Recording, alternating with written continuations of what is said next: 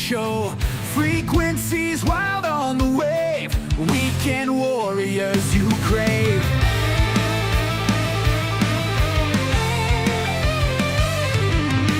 Static crackle, stories fly. Heroes born and never die.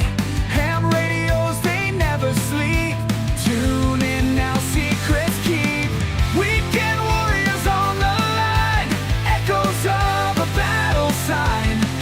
From the front lines to your ear, here's your show now, loud and clear.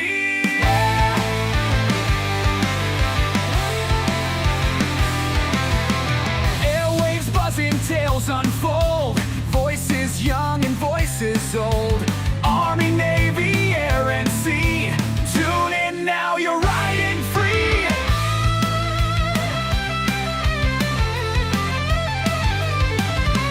Mic on loud, our crowds roar. Every tale you can't ignore. Through the static, truth will shine. Tune your dial, it's time to ride. Weekend warriors on the line. Echoes of a battle sign. From the front lines to your ear, here's your show now, loud and clear.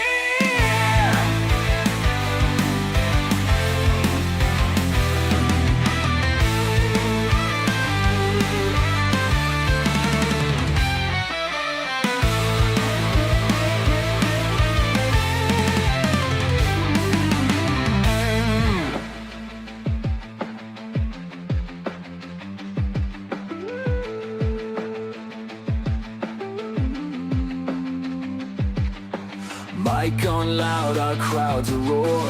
Every tale you can't ignore. Through the static, truth will shine. Tune your dial, it's time to ride. Weekend warriors on the line. Echoes of a battle sign. From the front lines to your ear, here's your show now, loud and clear.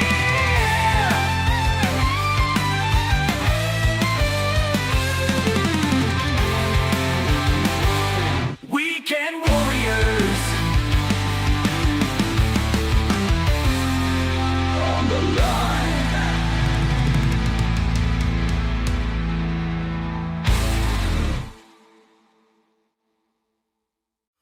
Listen up, maggots. This is the Grouch coming at you loud and clear with another edition of the Weekend Warriors podcast.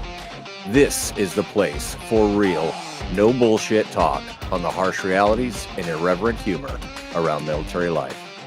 So sit the fuck down, strap in, and get ready for a raw, no-holds-barred discussion. This is the Weekend Warriors.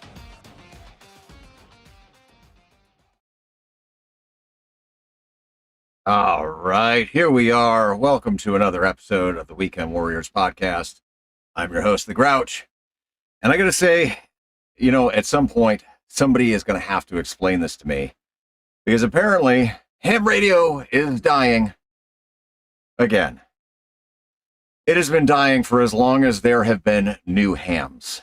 But all I keep hearing is nobody young is interested. Nobody experiments anymore. Nobody builds anything. Nobody wants to learn. Nobody goes to events. And yet somehow, I just spent a week in Huntsville surrounded by people who are building things, breaking things, programming things, operating portable, experimenting with mesh networks, building all-star nodes, talking about hacker gadgets, doing parks in the air, and talking on the radio while hanging underneath the parachute. So either ham radio is dying, or maybe we should just stop letting the most miserable people in the hobby write the obituary. Let's discuss Huntsville. The reason to go to Huntsville is everything that happens because the Hamfest exists.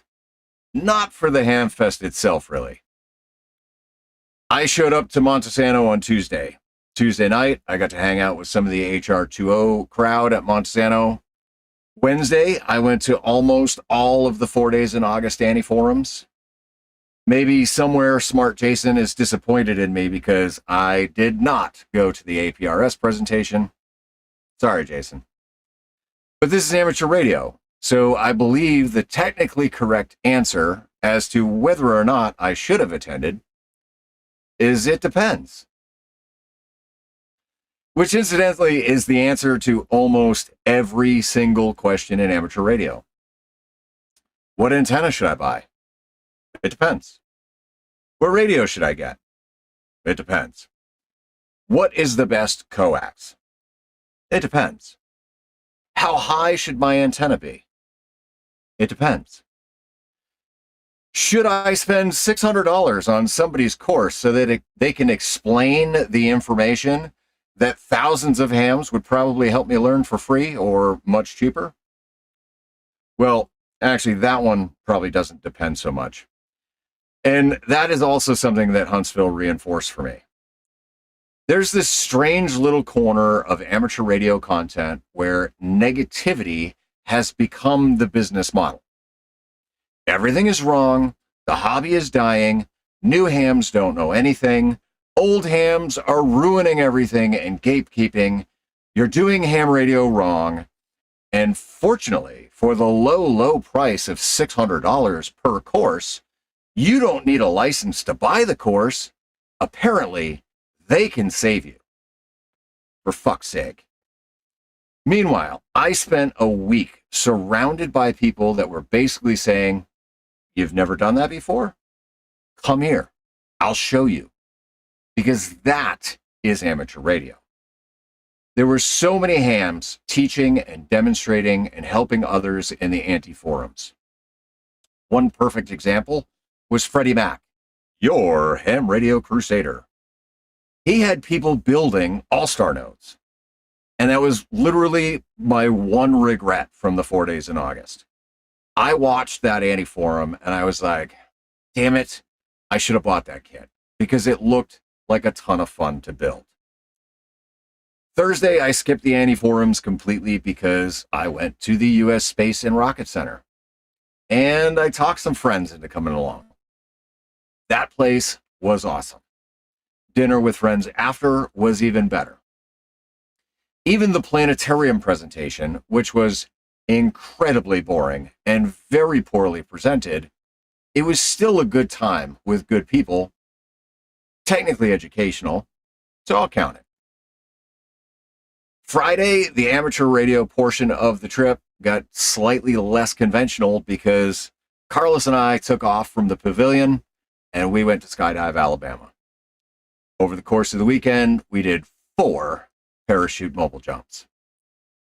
Comparing parachute mobile at Huntsville this year to Huntsville last year is almost ridiculous. Last year, I was just starting to figure all this out. This year, pack, get on the plane, jump, talk on the radio, land, pack again, go back up. My current radio setup worked. Everything worked well. I don't need to change anything, only make minor improvements. Let me tell you, Friday, I also got to fly my canopy alongside of Carlos and Jacob while Carlos was evaluating Jacob's canopy skills, and I got to film them in full flight. It was the coolest thing ever, flying in close proximity, just catching the whole thing on video. Jacob ultimately didn't do parachute mobile with us, but Carlos and I, we went up and we did it. After the first jump, Carlos even offered to trade rigs with me because my canopy is so damn floaty that he ends up landing before I do, which means I'm the only one that gets all the extra radio time. So I got to fly his 170 square foot canopy. Now, mind you, okay, Carlos is a safety and training advisor. He knows what my skills are. We didn't do this recklessly. We made it interesting.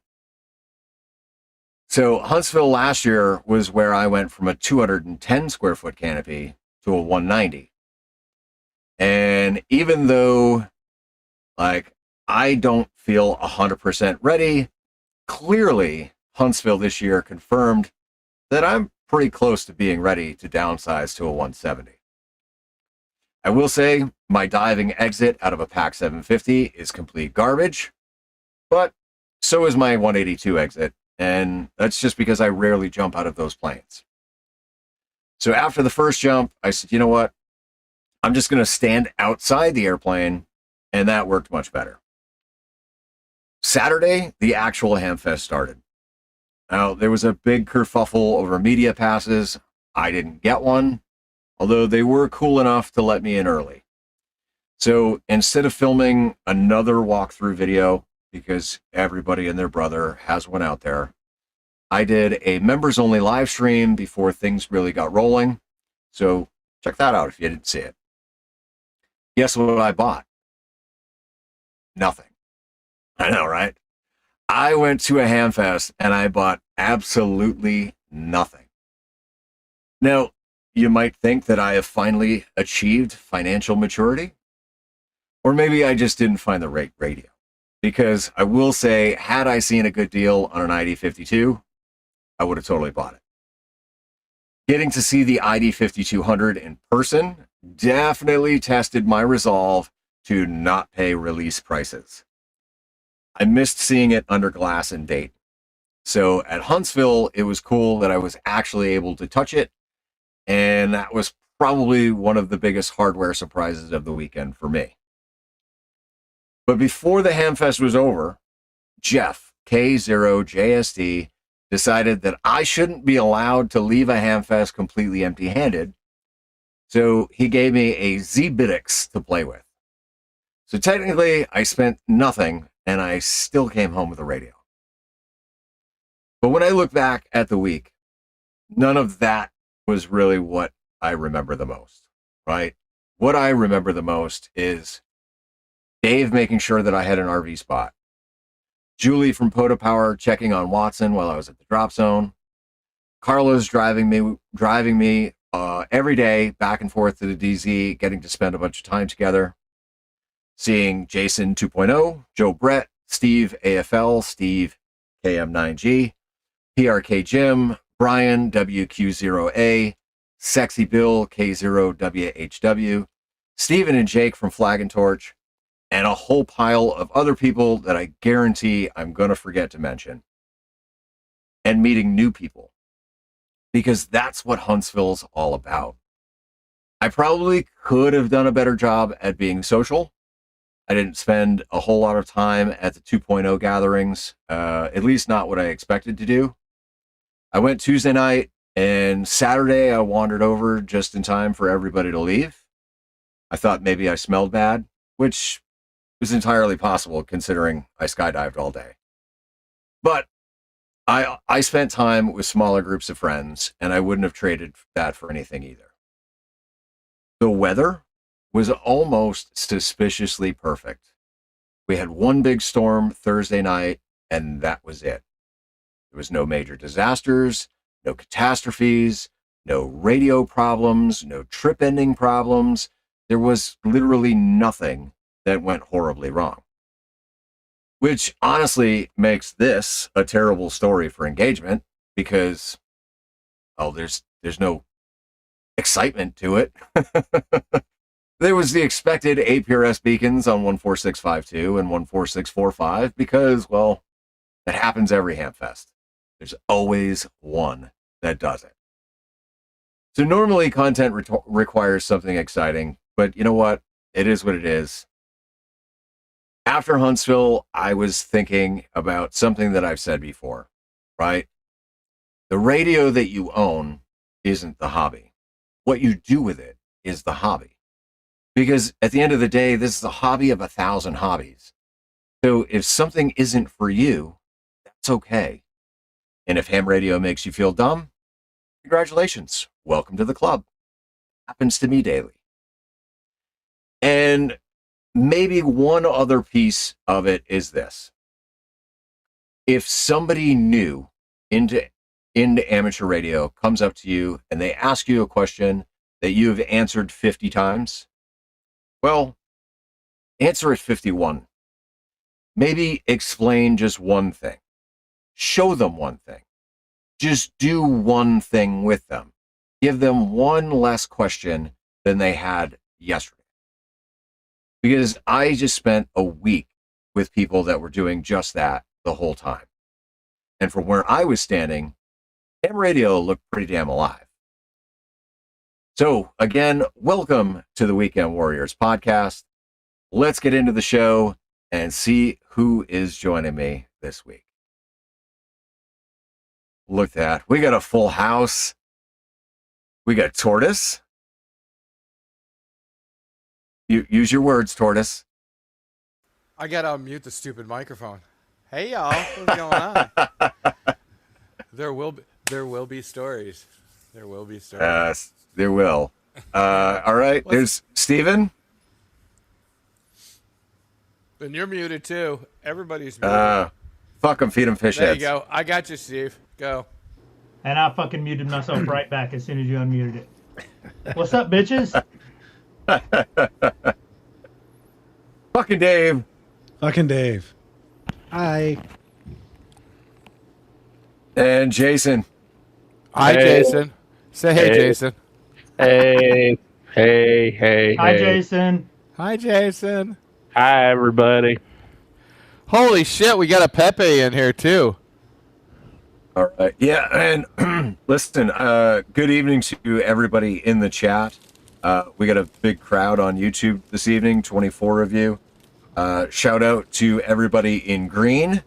Thank you for being a channel member, because honestly, like, dude, trips like Huntsville were paid with entirely from YouTube money that I've saved up and working at the drop zone. So I couldn't have all of the fun and produce the content that I'm doing without the support of the people like you. So thank you. But before we get into our Huntsville recap, right, we got to do what we always do. Jason, haven't seen you in a while, bud. How you been? I've been doing good. Got my meds straightened out, so I'm feeling better. Just waiting for hockey season to start, October 10th. Dude, you live your life by the hockey season, yeah? Of course. That is the way to go. I got my season tickets already, and it'll be a good Oh, yeah. season. Hell yeah. I'm happy for you. You gotta have something that keeps you going, and I'm glad that hockey does that for you. Oh yeah. Ain't nothing to do in the heat. I'm a fat guy. I don't do in the heat. So. All right. But Glad you're here. Tortoise, congrats on 17 months, brother. And he's You're muted. muted again. Yeah. Just turn the AI noise cancellation off, and then you don't have to mute yourself all the time. What? By the way, there's another one coming down the pipe. Merry Christmas, Happy New Year. We got to support you for next year. All right. Well, shout out to Jeff KS0 JD. To 18 months of membership. Thank you. And thank you for the Z-Bitix. I haven't gotten it. All right. That's All right, ridiculous. all right. Steven. That's ridiculous. Sorry. All right. Yeah, so thank you for the Z-Bitix and the 18 months of membership. To just $1 today, and here's why. What the fuck? Levi, thanks. Eight months. Appreciate you. Tortoise, thank you for the 10 Grouch memberships. So the people that got those, Dave, Hillbilly Ham, Sean, WW, SJD, Dan Wiley, Mert Pekdurka, got one. Pro Buzzard, Brant, K0HO, Dwight, Lila Doll, Matt, N3VAN, Dave also gifted 20. Jesus, man, thank you. All right, Dave, you can read those. Start with James Hannibal. All right. Yeah. That's quirky. And then Sean Radio. Sean, Brad Carter, Heather Rogers, VA3Z Yellow Whiskey, Dial Up, That's kind of cool. DI-AL-UP. Comms check. Mike Smith. Nightcry. Rob Lindsay. Jeff AA4 Bravo Charlie. All That's Random. M7 Foxtrot Hotel. Miss Renee. Miss Julie. Bill. KJ5RT. Amateur Signals Network. Jeff Wingett. AJ Motocross. And Bob Koff. Hell yeah. Thank you for that, Dave. Yes, sir. Thanks to AI5XR. If I'm remembering the call sign right, that's Jacob. So cool. Appreciate you being there and being a member for 6 months. Prep Ham Paul, 15 months. Yeah, buddy. It was good. Prep Ham Paul was the only one I got a selfie with at the show. So it's good to see him. And Bricker's got 17 months. Grouch Army, thank you. I appreciate it. All right, Dave, we were on to you. How you been? Yeah, I mean, other than Huntsville, right? Because we're gonna get into Huntsville. Huntsville was fun. After Huntsville has been nuts. I went viral, and still not exactly sure how I feel about that. 1.8 million views on a reel of me. Dave is infamous. Yeah, I'll take the infamous. I don't want to be famous. So yeah, that's kind of weird. Getting text messages from random people that I know that have nothing to do with IT or ham radio going, was that you? So yeah, kind of weird. But gonna be short tonight. Have to bail about 8 o'clock so I can pack all this up because I hit the road tomorrow for Oklahoma. All right. Well, hey, I'm glad you could be here, and we'll get into the Huntsville recap so that you can throw your all your excitement in there before you go. All right, Steven, brother, absolutely fantastic to see you face to face once again. Yes, it was. and it was great meeting you for the first time face to face. Same, Dave. Yeah. Yeah. It was a bummer. You got to use my campsite, and I wasn't there to hang out with you. But Speaking of, I heard somebody some mass marauder broke into your camper or something and was hanging out with Watson. If you want, Steven, we could always share that picture later on. Wasn't me. I don't know about that. I saw some evidence in some knee socks or something going on there. I don't know. Yes, thank you for the use of your picnic table. I finally got Alabama in my logbook, and got to go next door and knock on your neighbor's door and talk to him and be amazed at his domicile. I heard that guy's a jerk. Oh, the Taj Mahal. The Taj Mahal, which is now like notoriously famous. I mean, I'm getting just random messages from friends of, "Hey, have you seen this?" Like, yeah. What happens at the Taj Mahal stays at the Taj Mahal. But no, I've been doing pretty good. The next week is going to be busy. I've got a bunch of VA appointments. They stacked them all. I got like 3 next week. So finally get my shoulder looked at. Yay! Well, that's good. Sometimes it's not always easy to get the VA to make appointments. So, I mean, I think I'd rather have them all in 1 week than have them spread 6 months apart. Yeah. Well, community care is a big helper on that. So even with everything around me, they called me and they're like, "Hey, the first we have available is December. Or do you want community care?" I'm like, "Well, I want it to stop hurting, so I'll take community care." Oh yeah, community care. Community care, dude. That program has come so far since 2005, 2006 when it first started. Yeah. And I can only stand so many fingers in my butt in 1 week. Oh shit. Well, Tortoise, did you visit the proctologist over the last couple weeks? Nope. How have you Not been? me. How was the last 2 weeks for you? Dude, it's been an interesting 2 weeks. I have the holes drilled in the wall for the antennas to go up. So Okay, that's a start. it's just too hot during the day, and I definitely have to. Thanks, appreciate it. Thank you. But yeah, it's one step at a time, as I'm told.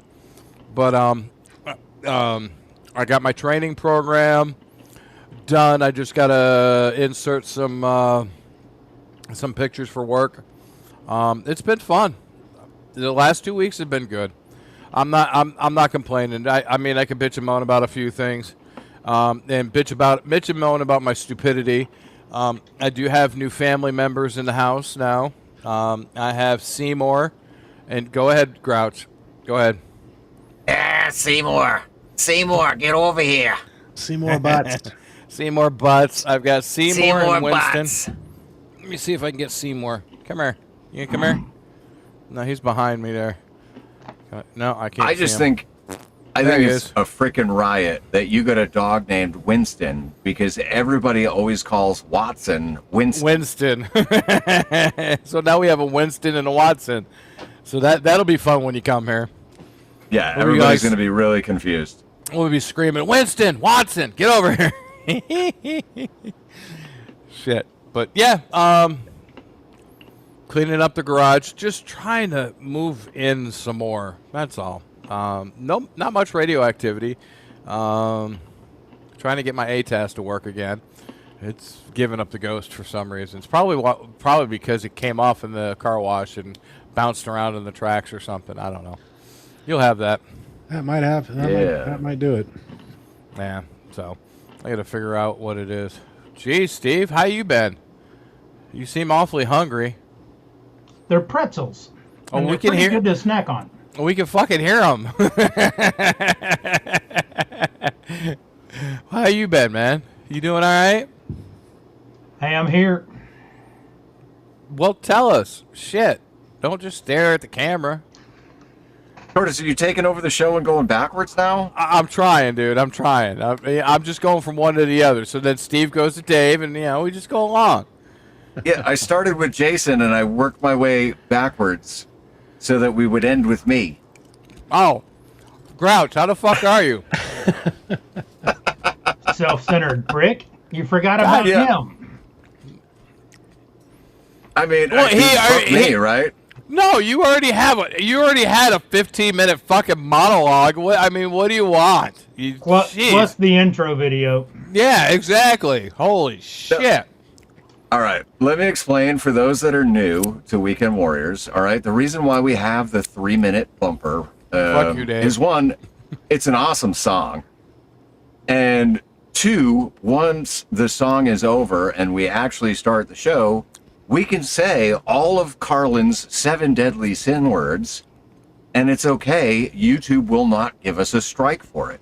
YouTube will not remove my ability to have advertising on the replays because of that bumper.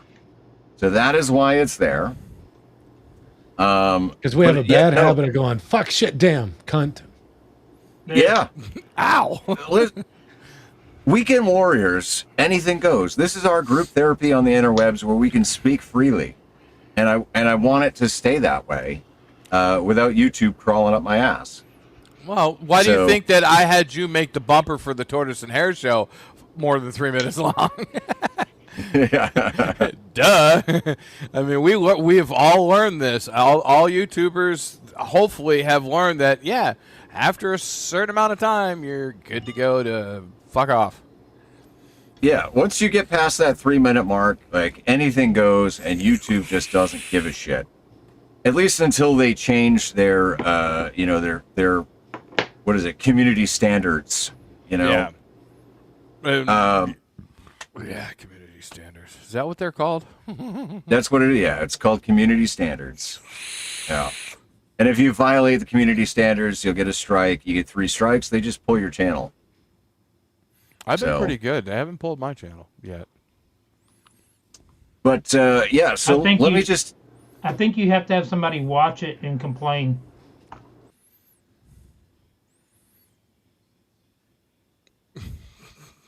All right, listen. I just need somebody to watch my shit. Yeah, he's got to have a viewer. Yeah, exactly. I got. Whoa, wait a minute. I got more than one viewer. Fucking Dave. Hey, your mom doesn't count. My mom's in the grave, so if she's my fucking viewer, she's right in line with them damn dead Democrats voting. Did I say that out loud? All right. So my last couple weeks outside of Huntsville. All right. Now you guys know, most of you have been, on and off the show since, Christmas time when we started all the, kind of therapy stuff. I've been kind of keeping in touch with my mom, which my mom and I, me and my family in general haven't talked in well over a decade. So it's been good, I was thinking of my parents one day and I was like, hey, I should take my own fucking advice, and I'm thinking of them. I should reach out and just say, hey, listen, I know you guys don't like me, but I still fucking love you. Well, it turns out my mom still loves me, so that's good. Moms will always love you. Yeah. Yes, they will. She's a little, kind of torn because the family gives her shit for talking to me. But at the end of the day, like, dude, I chose to live my life my way. And, my parents disagreed with that. My dad especially, disowned me 3 times. The third and final time, he offered to pay to have my name changed because I'm a junior. Like, so, whatever. I mean, it is what it is. I've definitely had years to process, that, but it's good to reconnect with my mom. It's good to, talk to my mom again. I've been trying to not isolate, as hard as it is sometimes. I just want to sit here and, put my blinders on and go, you know what, I'm just going to edit videos. That's what I'm doing. And not really editing videos, just being here, going down rabbit holes of YouTube and whatever. I've been trying to practice the things that we've been talking about doing.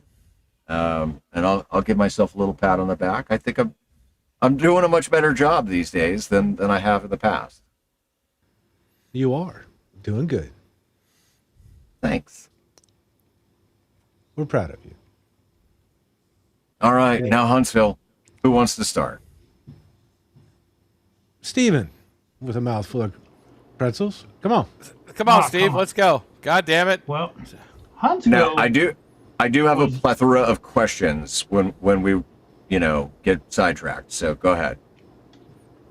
What are we getting sidetracked about? Your mom. Anything? Oh. Your mom. Woo! So Steven's mom has got it going on. picked up some just trinkets and cool stuff. Somewhere, I don't know where they are. They're in the floor. I got some 105-inch whips, the dual crimped whips. I'm going to do something with those. I hadn't quite decided yet. Probably my best find was in the boneyard. It is a Yaesu 1500. Oh, it's a little M. baby Yaesu. Yeah. Oh, yeah. Those are cool.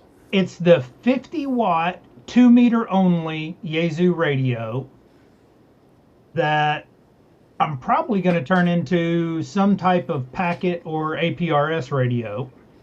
But I paid $21 for it in the boneyard, Hell yeah. and it works. Oh, nice. The other boneyard find was 2 of the cellular. They're like Rapid Radio, but they're not. Is that like the Comjot? They're Unico. UNIKOOs. They are SIM card radios. I got both of them with the chargers. Both of them have SIM cards for $5 in the Boneyard. Damn. So Wow. I'm gonna play around with them, do something with them.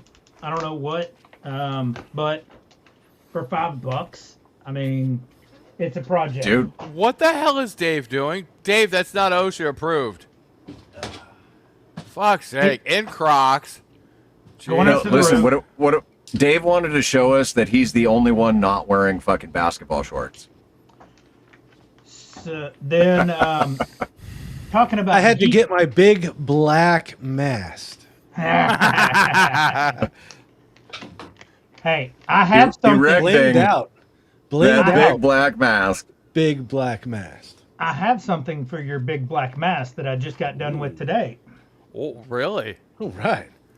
A little green mount? Look at that. Oh, what the hell? Oh, it's a trailer mount.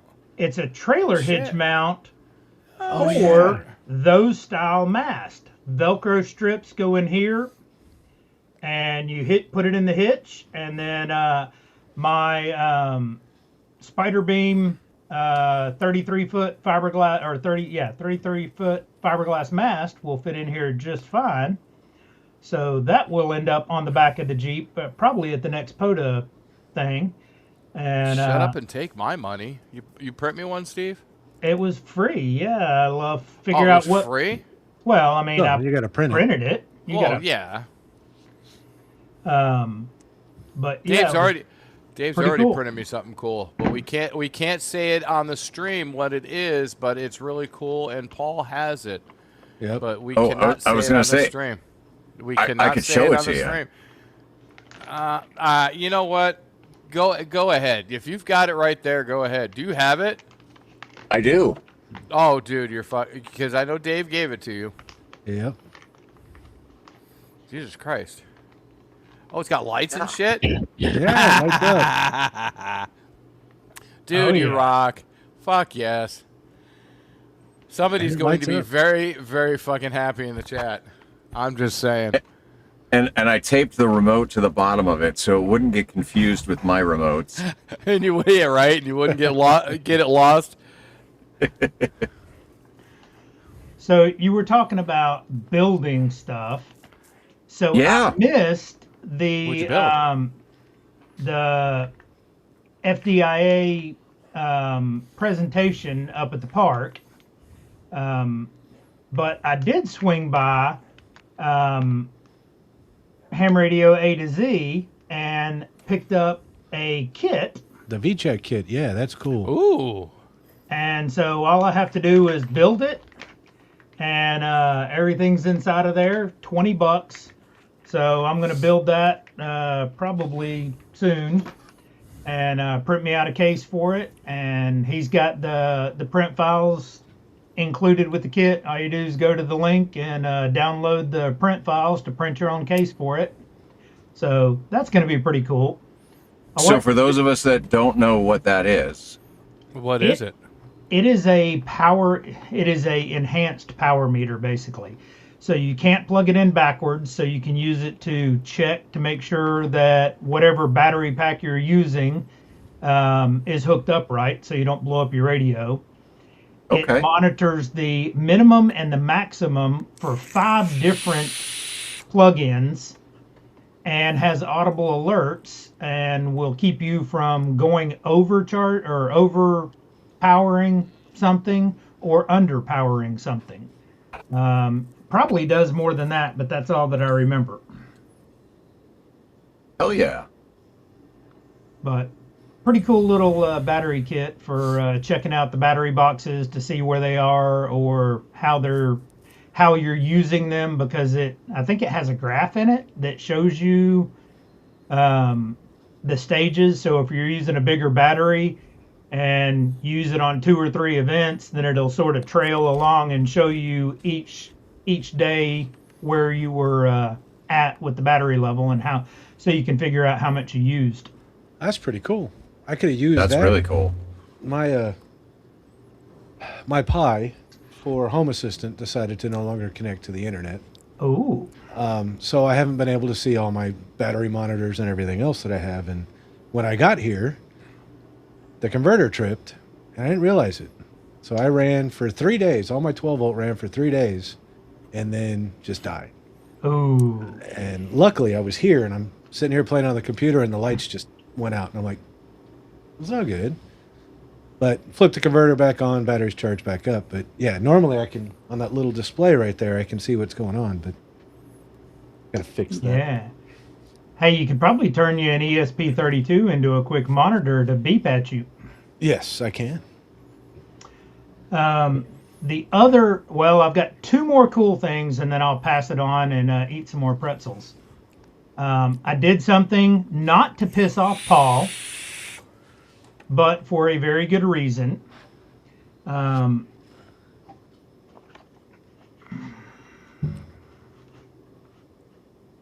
Oh, Jesus. Oh, God bless. Why?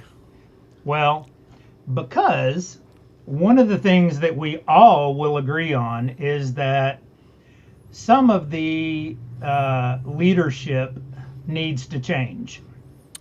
Yes. I had a probably 20-minute conversation with the president and the first vice at Huntsville, and I don't think they blew me off. I think they were very receptive to me bitching at them, and I apologize for bitching at them, but I wanted to get it off my chest as to why I was a disgruntled former member, and I don't think they placated me, or I think they were genuinely open to feedback. And the reason that I rejoined is because the Delta Division, which is Tennessee, Alabama, and somewhere else, they've got somebody running against Mississippi.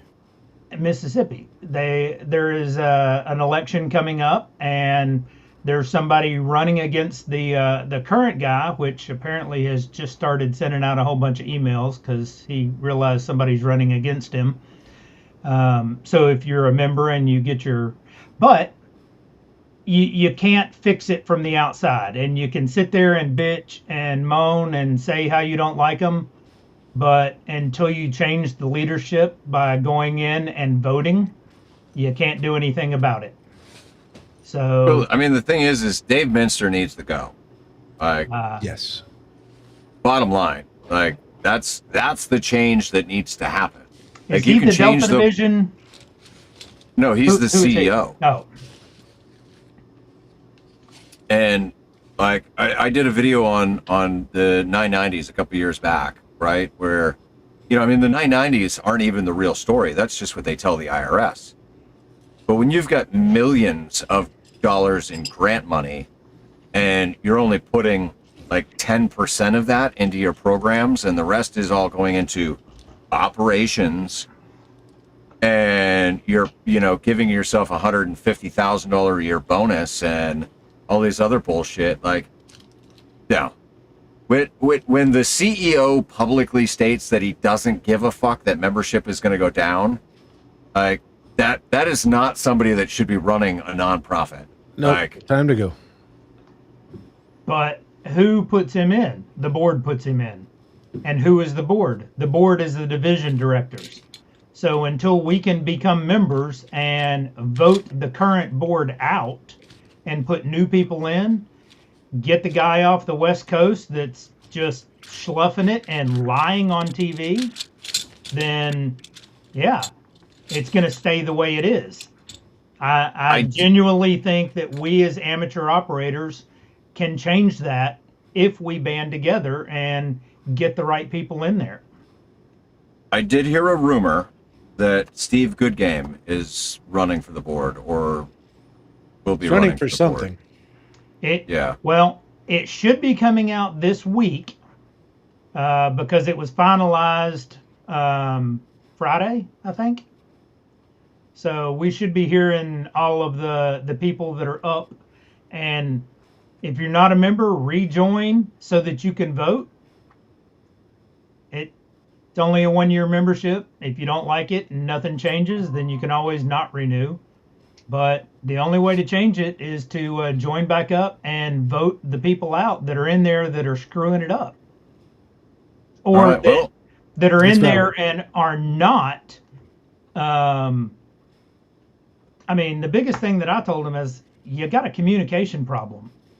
You know these are issues. Put it out and tell people. Explain these things to people. And they agreed, but we'll see how it does. There's some cool things that are coming down the pike with clubs and memberships of doing more stuff online. So that'll be pretty cool. But if you're in the Delta Division, Dave Thomas is on the ballot, KM4NYI. So help a brother out. all right. So you heard it here, folks. If you live in that area, join for a year and cast your vote. Hey, is his daughter Wendy running too? Nope, no relation. Damn. I caught that too, but I didn't say it. That was a second. Is she a redhead with pigtails? Yeah, right. The coolest part of Hamfest, and I got to do this up at Dayton, but I got to spend time with Doc. Yeah. For those of you that don't know, Doc is the only licensed amateur operator who is also a Medal of Honor recipient. I met him last year or this spring. I can't remember which. He's really Oh, cool. you got coined. Very cool. Dude, you got a Nice. coin? And so to have a coin from Doc and from his from Rex, his handler, or not handler, but good friend, that was probably the highlight of the show for me. Very cool. Dude, that's cool as hell. I've Yeah. hung out with him at two That's very Hamfests, cool. and I wasn't cool enough to get a coin. So Hey, Steve, Now- go like that. Go like this, Steve. Oh, no, it's more like, wait. Yeah. Brown noser. I'm eating pretzels.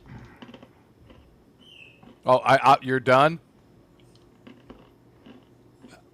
Yep, And, he's done. and yet somehow we can still hear crunches, but that's all right. He's gone. All right, Dave. I know you're short on time, so dude, highs and lows of Huntsville, man. Like what is Huntsville for you? So the show itself was just a show. It was just another show. It wasn't. Huntsville's not all that impressive as a show. The booth ran great. I had 3 people from Seed Studios help me run the booth. I didn't have to sell anything as well. So, I mean, that was great. A lot of interaction, a lot of community interaction. And finally got to meet Kevin from the comms channel. He hung out in the booth for a while. That was kind of cool. Nice. Yeah. But the highlights. Oh, and I bought a big, thick black mask that's blinged out at the tip. It's got a grill. It's big, thick carbon fiber. It's girthy. It's girthy. Came with a It's shit just ton the of tip. accessories, like all the things that you would want with a mast. The bottom screws off, and it came with a spike that screws on the bottom. Oh. The top screws off, and it's got a D-ring.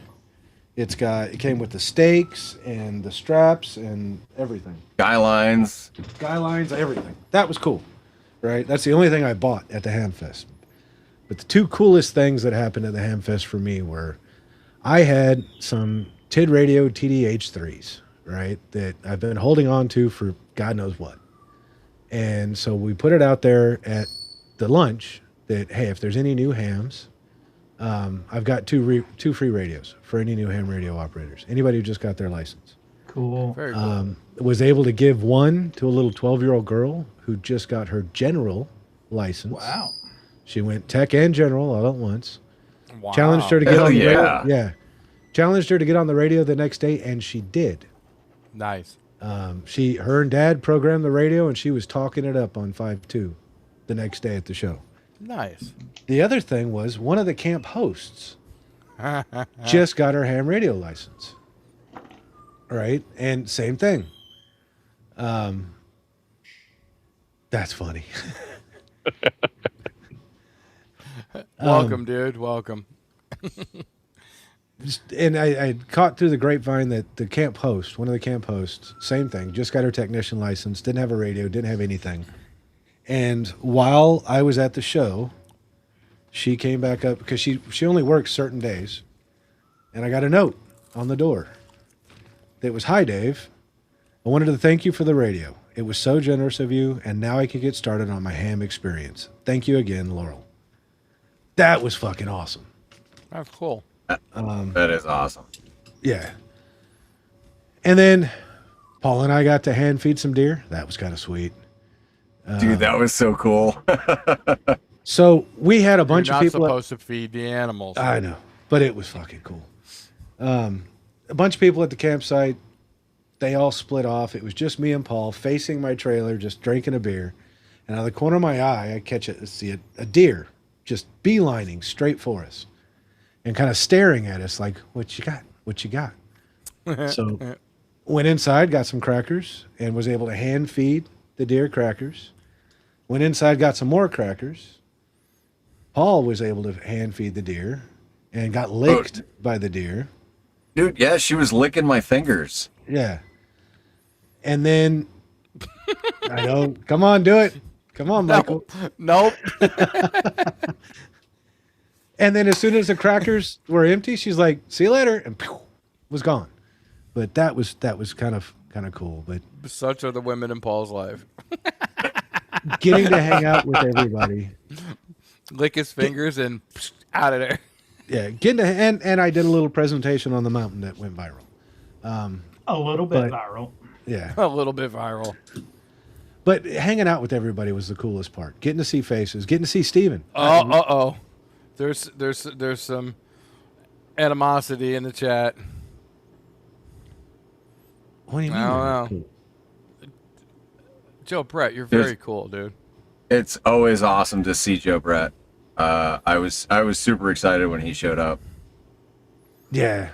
I got some really cool pictures. At the booth, we had these two big hands. One was holding the new X1, and the other one was a big thumbs up. And I got some really cool pictures of people with those. But yeah, just the camaraderie and the people was what makes that show everything. So that was the coolest part. The show was a show, and the only thing I bought was that mast off some little obscure booth in the show. I kept passing by it, and the one thing that How many feet? 33 Oh. carbon fiber, it weighs like a pound. Oh, nothing. Nothing. Yeah. It was It is light. so light. It is so light. But this part of it, so first off, you can't it unscrews each section.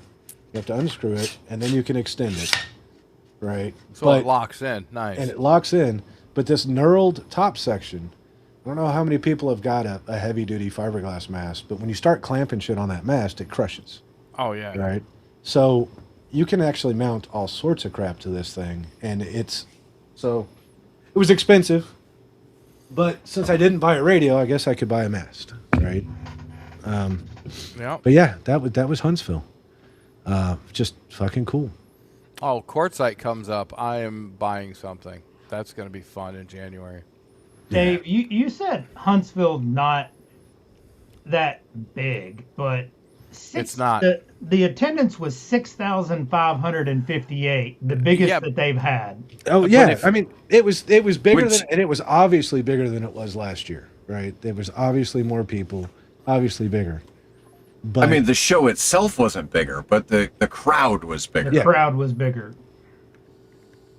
There were a lot of people there on Saturday. yeah, A lot.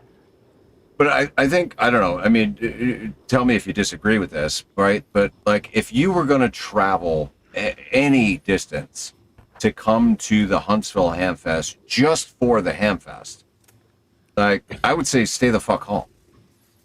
Because it's everything associated with the Hamfest that is the reason to come to Huntsville.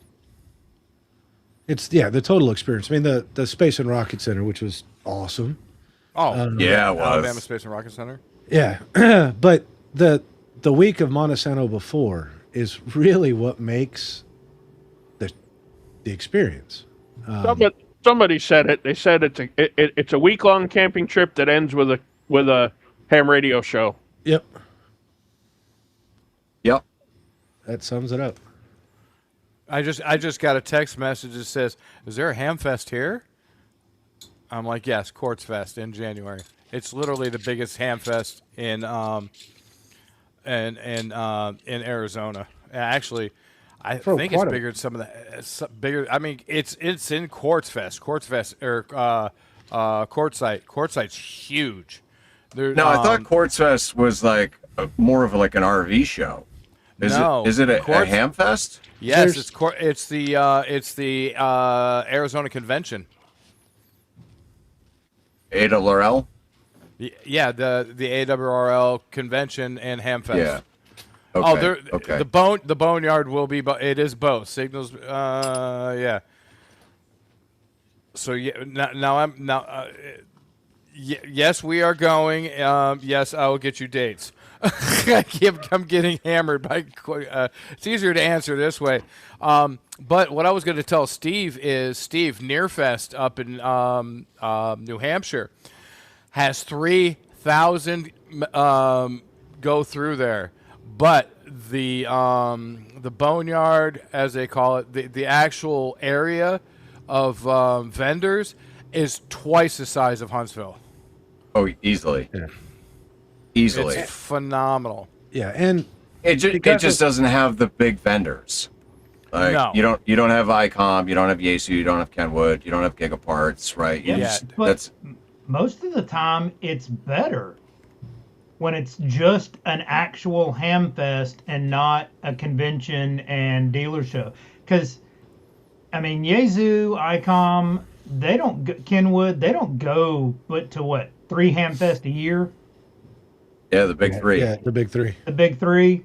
Other than that, and even ICOM, they push everybody to their dealers. Yaesu pushes everybody to their dealers. I mean, so you're really going to some of these places for either Dayton, because DX Engineering has a building, and Ham Radio Outlet has a building, or you go to Huntsville or Orlando because these bigger stores are there giving discounts. I don't know if y'all saw the email today, but I think it's HRO or Gigaparts has the Mark II for $12.99. Oh, Yeah. dude, I might be putting my original 7300 up for sale then. $12.99 for a Mark II is not bad. Well, I paid $12 for mine. It was brand new in the box, and I figured out why the guy was selling it, because he did Somebody the call me. I Mars mod. misplaced my phone. I'll give you a call. Hold on. Wait, Tortoise, you paid 12 for a Mark II brand new. Correct, Mark II. Okay. Steve, was did you brand- lose? It was brand new in the box. No, we got you. You're still here, Dave. You're still I'm here, still Dave. here. There we go. I lost everybody for a minute there. Grouch and Mike went black. I can see Steven Dave ain't moving. here, man. Did I go black? Wow. Fuck, it's right in front of me. I just moved it and put it right there. I'll I'm admit. not trying to dox Dave, but yeah, there he is right there. Hi, I'm- Dave. Sorry, Paul is at Tokyo Ham Fair. So I set my phone on my stream deck so I can kind of just see what's going on at Tokyo Ham Fair. And normally my phone sits right here, and it wasn't there. And I kept looking around and looking around. I'm like, what the fuck did I do? It's right there. Right in front of me, showing Tokyo Ham Fair. My bad. All right. It's all right. It's a senior moment there, Dave. Yeah. The gray is starting to really show. Yeah, it sucks. I'm just honestly, I'm glad that it went white and not gray. Yeah, you'll have that with those good Like beards. I like the white. Yeah, but see, I started out with this fucking stripe, right? And it really Like only a shows skunk. up on camera. Yeah. And now it's starting to come in on this side a little bit, but so now I just have this normal stripe and everything else is getting gray around it. I'm like, It's to warn everybody around you that you smell bad. that's it.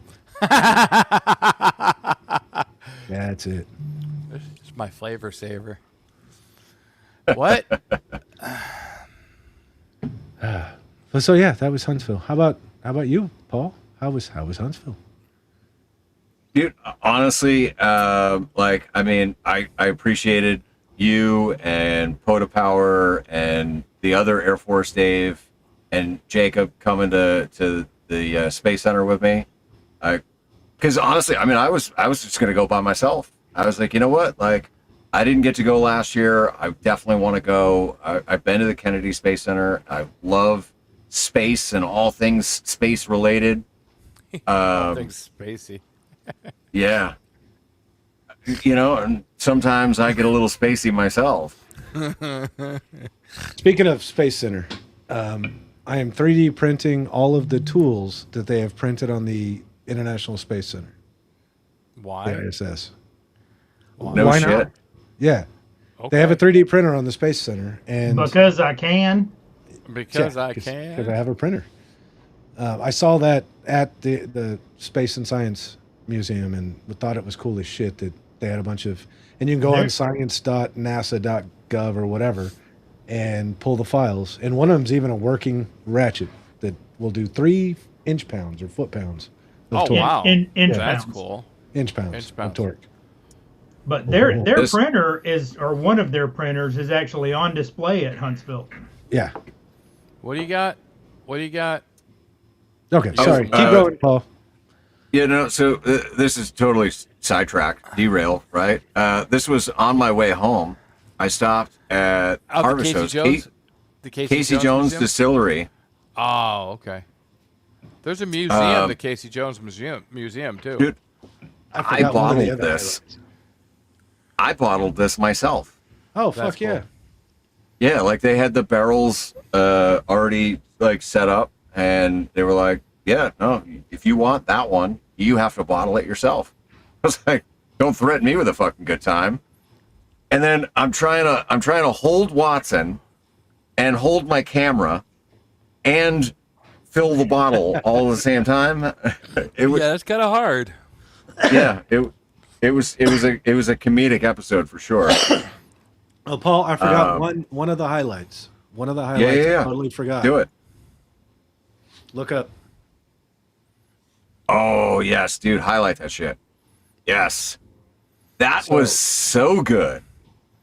Oh, The is that folks the it's- Japanese? No, this is Chinese. That's It's called Baiju, and this is Finju. This is 30-year-old ceremonial wine. oh, wow. And it's a Interesting. hand-painted ceramic glass and everything else. Folks at Seed brought that to me because I told them they'd be drinking whiskey on the mountain with us. So they Oh, brought very me. Yeah. Do you have the glasses too? Yeah, I can grab them real quick. Yeah, That's cool. All right. So listen, right? So we're hanging out at my campsite, and it's me, Dave, a young couple that just randomly came up, Aaron from Modern Morse, and his friends, Cameron and the fucking giant. I forget the fucking giant's name. Super cool, right? We're all just hanging out. Dave goes, "All right, veterans, come with me. I got something for you." And we sampled that bottle with these special little cups. Dude, these little cups, look at that. Like, those things were so cool. Yeah. Those are cool. Holy shit, those are cool. That's pretty cool. Yeah. That's fucking cool. So yeah, So and yeah, all so of this thanks for sharing that, Dave. all of this is from the Forbidden City in China. So it's really fucking cool. They were very Yeah. thoughtful by bringing me this stuff as gifts. Dude, I got a question for you. Does the Forbidden City have a red light district? Because you know. You can do the forbidden thing in the Forbidden City. Wait, were you planning on getting a happy ending at the Forbidden City? Fuck's sake. But yeah, so that was another highlight, is to have fellow veterans getting to take a sample of. It's really smooth, really good stuff, and I don't know if I'll ever have it again. But so I got to cherish it and make it special, and that was special. Dayton. Hell yeah. Yeah. Make it like a Hamfest specialty. Well, what about Hamcation? That's before Dayton. Oh, good point. Yeah. Now, all right. But so the thing with Hamcation is I'm kind of on the fence right now. Like, I'm not sure. Do I want to travel back to Florida to go to Hamcation, to end up traveling back to, the Southwest, to end up in the Midwest? I don't know. It's a good chunk of money. I guess, I don't know. Super chat me if you want me to go to freaking Hamcation.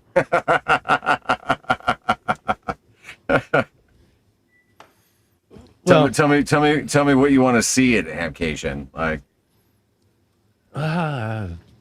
once again, Hamcation is another one of those. It's a bigger Hamfest, but yep, it's definitely bigger than Huntsville. The coolness is actually, but it's in Florida, out in the parking lot with all the RVs. Yeah, in Orlando of all Florida. Yeah, the white trash capital of the United States, Orlando, where Florida Florida. man is from. Oh, exactly. So but the camping last year side of it is fucking cool. Yeah, last year was my first time going to Hamcation in person, right? Because I did the virtual thing when COVID was happening. But in person, I was driving back and forth an hour from Z Hills to Hamcation. So I couldn't hang out, I couldn't drink, I couldn't socialize because I had to be able to drive the hour back. So yeah, no, if I'm gonna go, like, I'm gonna get an RV slot and I'm just gonna hang out, socialize, and do the Hamcation thing. First time caller, long time listener. I actually think welcome to the show. I actually think you need to break out that bottle here in Arizona, Dave. I'm just. I gotta go to Arizona first. Yeah, I know. Well, you'll be here, sir, and I think we can get Sexy Bill out here, because he haunts this area around, So we get him out here if he can land his airplane. Well, if he picks me up, because that's what I've been today. I was kind of poking around trying to figure out where I'm going to go after Oklahoma, and with me only being able to travel on the weekends, I would be in Arizona for like a week and then have to start heading east again to get back to the kids by the holidays. Yes. Just a week? Damn it. Well, why don't you just leave your camper there and just drive out, and you can crash with the Grouch for a couple days. I'm going to leave this in some rando fucking RV park in the middle of nowhere? No. Let me know which one, and I will keep an eye on it for you. Yup, exactly. I've got a pickup truck or two I can bring over there. I promise. The trailer will be there when you get back. Oh, yeah, it'll be there. Guaranteed. The trailer will. Nothing in it. Nothing inside of it, but... Shit, just turn everything off. Well, you'll be good. Yeah. Steve's going to have a couple new 3D printers and some fucking outstanding hole punchers and anything else that's fucking kicking around your trailer. Outstanding hole punchers? Hey, I have seen this side of that wall. Tracy says fly. I'm just saying. I mean, you could fly out here. I've got 2 spare bedrooms, dude. Still, it's leaving this somewhere. Oh. That's the whole reason why I ended up not taking my trip earlier is because I would end up having to leave this in, of all places, Memphis, which wasn't happening. Yeah, it was not happening. No. Because I had to find an airport that I could get to Vegas from, and so on the path, it was I wouldn't leave my it was either mother-in-law Memphis, in Nashville, Memphis. or Little Rock, and I'm like, nope, I'll stay in San Antonio. Yeah, This side of exactly. the state has tried to annex them over to Arkansas or down to Mississippi a couple of times. So Yeah, even Tennessee doesn't even believe that Memphis is part of Tennessee. Yeah. So, there's that too. It's terrible. Sorry for anybody who lives in Memphis. We apologize. But I'm not. Well, you'll probably but do agree we? with us. But you'll probably agree with us. all right, but I'm gonna have to bail. I gotta Bye. pack all this shit up so I can hit the road in the morning early. Don't let the door hit you with the good Lord split you. Yeah, fuck you. All too. right. Well, hold on, Dave. Before you go, All right. I'm gonna start a giveaway for a shirt from my store. Really? Any shirt, including sweatshirts. And you know what the keyword is? The keyword is hashtag Casey Jones, because Nice. it's such a freaking good bottle. So yeah, so get your entry in there. Hashtag Casey Jones. This is a real good bottle of whiskey, Jack Daniels, that I'm getting yelled and screamed at. Dude, Jack Daniels is garbage. I'm telling you, I will save some of this and share it with you in Arizona. Will you save it? Actually, I will. Okay. All right. I will. Let's see how many Casey Joneses we get in here. Because I mean, listen, I love doing this show because the whole reason why I started this show is it's my group therapy on the interwebs, right? I appreciate each and every one of you joining me on the show, joining me in the chat. I love the conversations that we have. And so, yeah, anytime that I can share anything with you guys and give back a little bit, I appreciate it. Each and every one of you. You're so sweet. Dude, Huntsville was such a good time. Those two aren't paying a fucking attention at all. Yeah. Ahem. Yeah. Oh yeah. Curtis, Steven. I was reading the chat.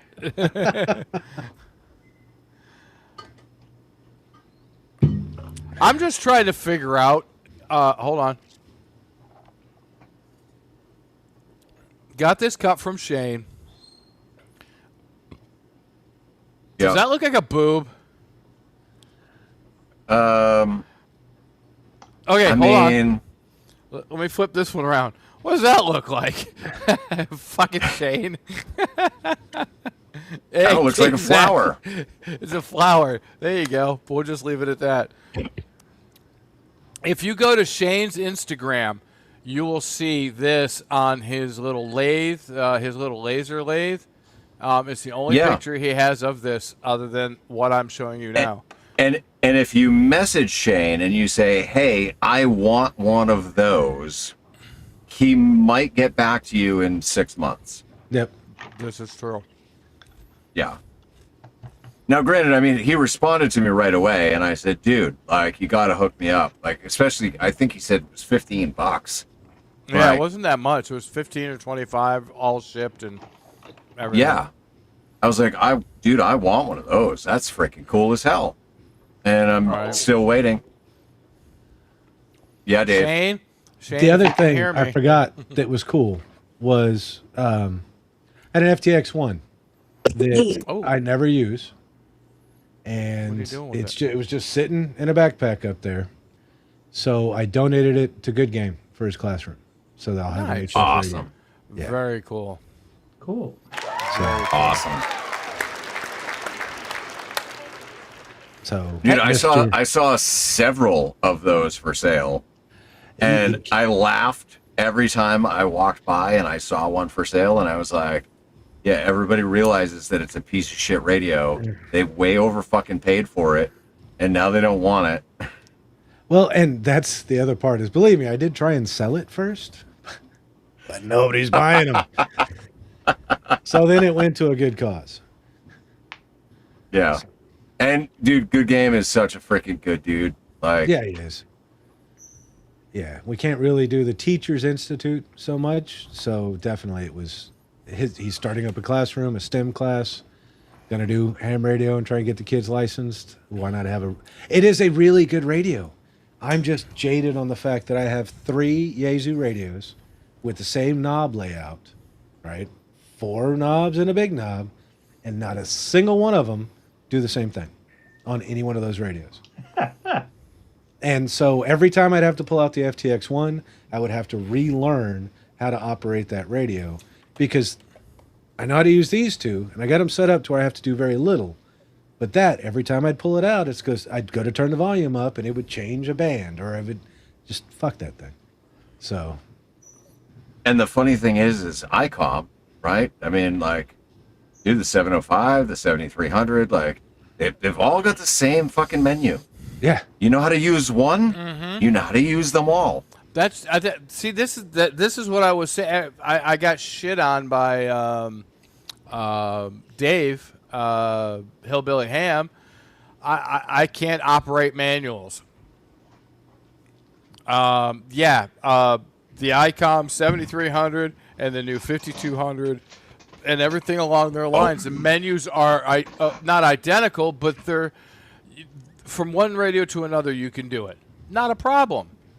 Dude, you go to this. Go to this son of a bitch right here. Yeah, good luck. Hold on. All right. So in Dayton, right, the 5200 was under glass. You couldn't touch it. But in Huntsville, you could play with it, and it is so intuitive. It's just like using the 7300 or the 705. It's all there. It's all the same, but it's just a killer frickin' radio. If it wasn't for the release price being $1,000, I would jump on it. If the release price was, I would say 800, 750 I mean, or less, I'd be all over it. 750 or less, 100%. Like I'm in, but even 800, like it. I get it, right? Oh, it's $200. Well, you know, but like that $200 is $200 that I could put towards freaking several fucking skydives. Yeah. You know what I mean? Like that. I want that radio in the worst way. That's going to sit on your dash and bake. And that was the other thing. I can't see spending that much money on something that's going to sit on my dash and bake.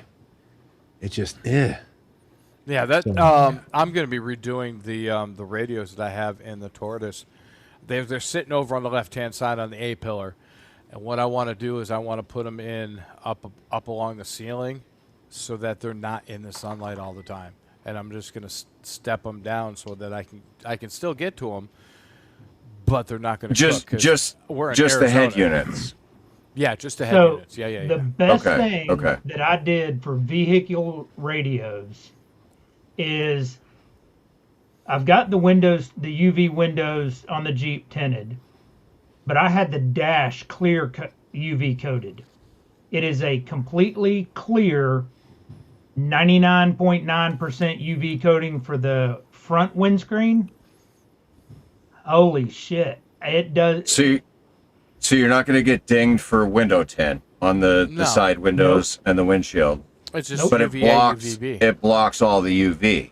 All the UV. Well, 0.01%, but the radios don't get hot. The inside of the Jeep doesn't get hot. The black leather seats don't get hot. Well, doesn't matter. Jeep, so you know. Oh yeah. But yeah, if you've got control heads on your dash, getting some UV protection for the windshield is. I'll have to look at that. Yeah, I'm gonna have to look at that too, because I mean, dude, Arizona sucks. I get into my FJ, and my garage, I call it my my little mini bake oven, whatever the hell they call them, and the FJ in the garage is called the toaster. Dude, my garage gets so freaking hot, and I've got to have the freaking landlord put some damn vents into it. I got an easy bake oven, that's it. And when I park my truck outside, it is literally a mini toaster. I need to get that. So if you have that, Steve, drop it in the link, man. Any of the window tint places have clear Window Clear tint. UV. Okay. Clear So it's UV. Yep. Okay. All I right. gotta get my windshield replaced. Love You you out of guys. here, Dave. See you, Dave. right. It was good seeing you last weekend. Hey, Hell yeah. Dave, safe travels, brother. Yeah. Thank you. Dave, we love you. We mean it. Bye. Drop me a pin of where you parked the trailer. I'll keep an Yeah, eye let on us it. know. Yeah. I'll be all over We'll keep that. an eye on it, sir. Jason, love you. Jason, how the fuck are you, dude? I literally twice I thought you had a stroke because you didn't move for like 5 minutes. You okay, brother? Oh yeah, Okay. I just checking on you. got me a little bit of granddaddy right here. So Oh, okay. I was Oh. like, I was just wondering because you hadn't moved, and then all of a sudden I saw your chest move and the chair move. I said, okay, he's okay. Puff, puff, pass, motherfucker. No? Where's mine? come get it. Fucking So- puff, puff, pass. The other cool thing about Huntsville is I got to work the flag and torch booth all weekend. Nice. Yeah, so, all right. So, Steven, compared to Dayton, right? Dayton, you and Trevor were in the booth. Huntsville was you and Jake. So, give me some feedback. Well, we learned a lot at Dayton. As for our location, sucked.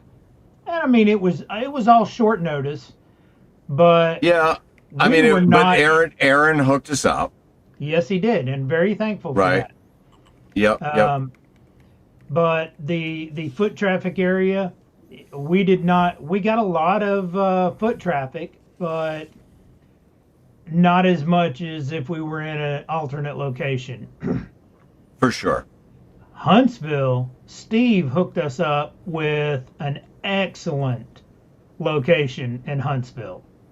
I mean, we were right behind the ARRL, right outside of Gigaparts, right outside of Parks on the Air, all of the tables for taking a break and grabbing a bite to eat. And we had just a butt ton of traffic. Met a lot of really cool vets, heard a lot of really cool stories. We gained, as you can tell by our Discord, we gained a bunch of people jumping into Discord over the past week that met us down at Huntsville. Got some new members to the club.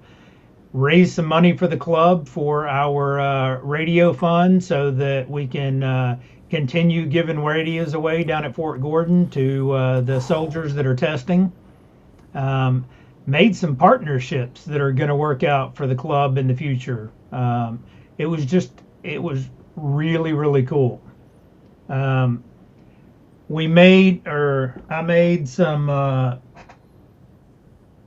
fuck, I just had them. Oh.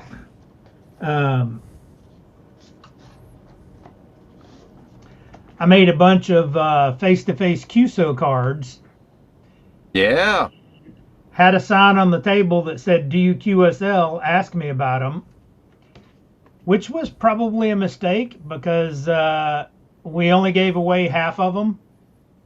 Okay. And I brought half of them back home with me, but we'll use That's them up okay. at, we'll relabel them and use them up at Dayton.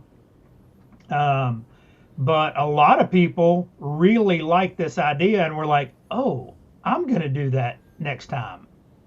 I mean, because it's a pretty cool idea. If you collect QSL cards, then it's something. Nice. You signed a bunch of them, Paul. Aaron did. signed a bunch of them. Me and Jake signed all of them. So some people have they're individually numbered. This is 247 out of the 255 that we actually made. Dude, I didn't realize they were numbered. Yeah, they're numbered down at the bottom. Really? Below the date, That's cool. it has a serial number on it. Ooh. So So not to totally sidetrack you, but so Robert sent me one of those cards with some stickers, and he was like, hey, you know, whatever, you're a fucking loser, but I like you, and thanks for being, you know, Flag and Torch member and a board member and blah blah blah. So because I already had one, I took my signed one that like you and Jake put your signatures on, and I put my signature on, and I gave my signed one to Carlos. I didn't realize that it was numbered. It was so numbered. So Carlos has the numbered one. Yep. So That's cool. But Did a lot of people you like sell them. any flags, any stickers, any merch?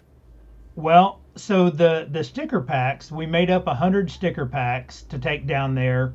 For a 20, it had a cloth patch, it had the subdued Flag and Torch patch, and then about 6 or 7 stickers in it. The Antisocial Radio Club sticker. Yeah. And the rest were all Flag and Torch stickers of some varying one, and the Only Hams sticker. And I think some of them had.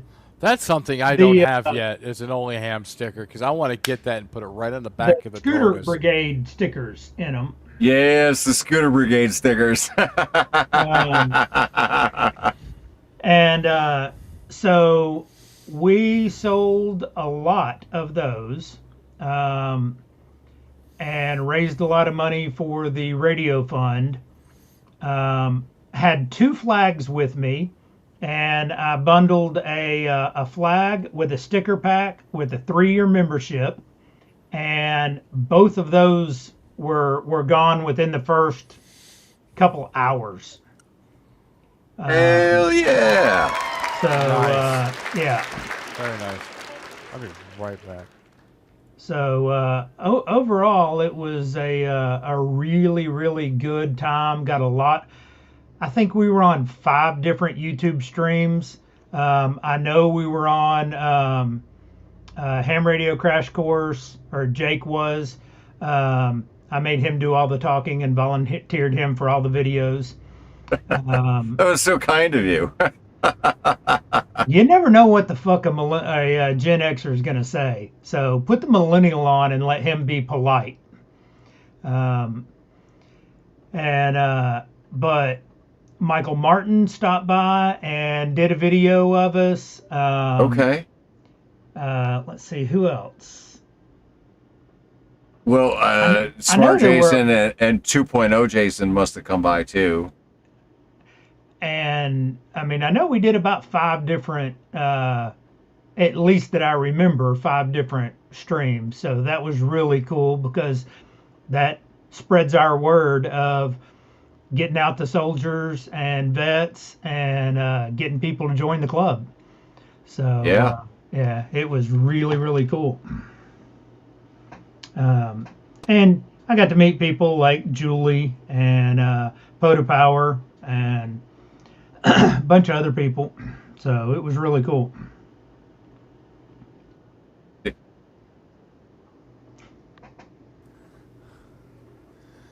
What? No comments? Dude, honestly, listen. I know Julie's not in the chat right now. She pops in on occasion on our streams, but like, I hate being away from Watson, right? Like Watson goes everywhere I go, but the drop zone, Skydive Alabama, it is the coolest, most friendliest small drop zone that I've ever been to. Like the people there are just super, super nice, super friendly. There's no place for Watson to like really kind of get out of the heat.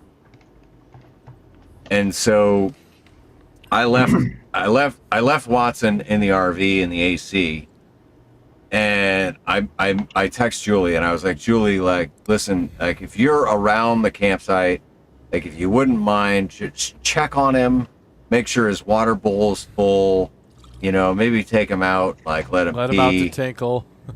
Yeah. I show up. It's not going to focus, but I show Yeah, you up. got it. It's there. Yeah, it's there. And he's like, "Where's Daddy? Where's Daddy? I know he's out Yeah. there. Where's Daddy?" Dude, he gets so sad when I'm not with him. But Like he's literally laying at my feet currently. Just, like he need. Anya fell in love with him. I mean, he was just Oh, he was a bundle of joy. Oh, Watson's awesome. Took him out, got him some water, and let him run around while I was activating on your picnic table, and he loved it. When we first came up, he barked, and she was oh worried. yeah. And then I said hi to him, and he was like, "Oh, okay, I know you." Yeah. No, he's got a loud bark that sounds scary, but like, dude, there isn't an ounce of fucking aggression in him. Like, he'll bark at you, and then you just walk in, and he's like, "Yeah, okay, you're supposed to be here. Cool. Like, whatever." That's this big giant dick. He'll scare the. He's got a bark that'll freaking rattle the windows out of the frame. But if fucking funny, As soon as you're in the door, he's quiet. He's fine. yeah.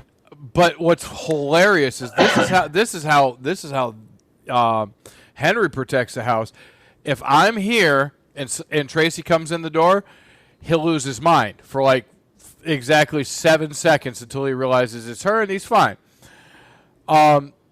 If I'm not here, she walks into the house, he doesn't make a peep. But if she's here and I come home, oh my God, you think he was going to eat through the door. But until he sees me, he's like, okay, I don't have to protect her anymore. We're good. It's Dad. Yeah, he's got a bark that will hurt your eardrums. Yeah, Watson too. Like, It's insane how loud they are. hears a noise that's unfamiliar. Like, I mean, it could be me sitting on the toilet taking a shit, and my fart fucking echoes weird, and he'll run to the door, and he'll start barking and losing his fucking shit. And it's like, what are you doing, man? Like, what the fuck are you doing? Exactly. He's like, I'm protecting Dad from the bad guys and from the evil things, and yeah, whatever. He's like, Yep. I don't And know then- what it was, but it didn't sound right. And then he comes right back, and he lays down on my feet. Yep. Yeah. But He he's there has to to be- protect you. Yeah, he has to be laying on my feet. And anytime I'm activating a park, like, he'll go under the table and he will lay on my feet. But no, Steven, I'm glad you had a good time using my campsite while I was at the drop zone. It's honestly, dude, it's a bummer that I didn't get you Parachute Mobile. Sitting out there, I heard you at one point, but it wasn't. I don't know. I think it was the HT and the antenna that I had on there. It just didn't. It's the tri-band antenna for the Yaesus because it's the. FT 3D? No, I had the Oh. VX6 up there. The VX6, okay. And so it's got the VX8 and antenna, and so it's an okay antenna, but for long range simplex, it's more of a repeater antenna. Yeah, dude, it's a halfway decent little radio with a halfway decent antenna. Yeah. The VX series were always nice little radios. I've got a VX7 in the truck that just kind of sits there and bakes in the sun, and I can turn it on and it works fine. Well, all right. So if I can, Oh, you've got the silver. No shit. I've got the silver 7 and a 5, and I've got an 8 up there and the 6. Steve, are you a Yaesu guy? Is that what you're Yeah. trying to tell me? Hey, Yeah. did I show you this Yaesu? There, Steve. Can you name the Yaesu? Is that the new 5000? Nope. No, I don't that know. doesn't look new. It doesn't This look is new. not new. Nope. Here. Well, maybe this will ring your brain. Oh wow. Dude, what the fuck kind of microphone is that shit? This is the Yaesu FT 8500 with the FS10 microphone. All the controls are on the microphone, not the radio. You have Can you land a plane with that microphone? I don't know, but possibly. It's got a joystick, so Damn. if you get bored, you can play with your knob, But this is a very rare bird. It's probably been about 10, 15 years since I can find one of these. And every time I found one, they wanted like anywhere from $250 to $500-$600 for them. Yeah. I found this on eBay, and I put a $200 bid in, and I paid $86 for it with shipping. Nice. Yeah, I brought it to the shop. It's got individual volume controls and individual squelch controls.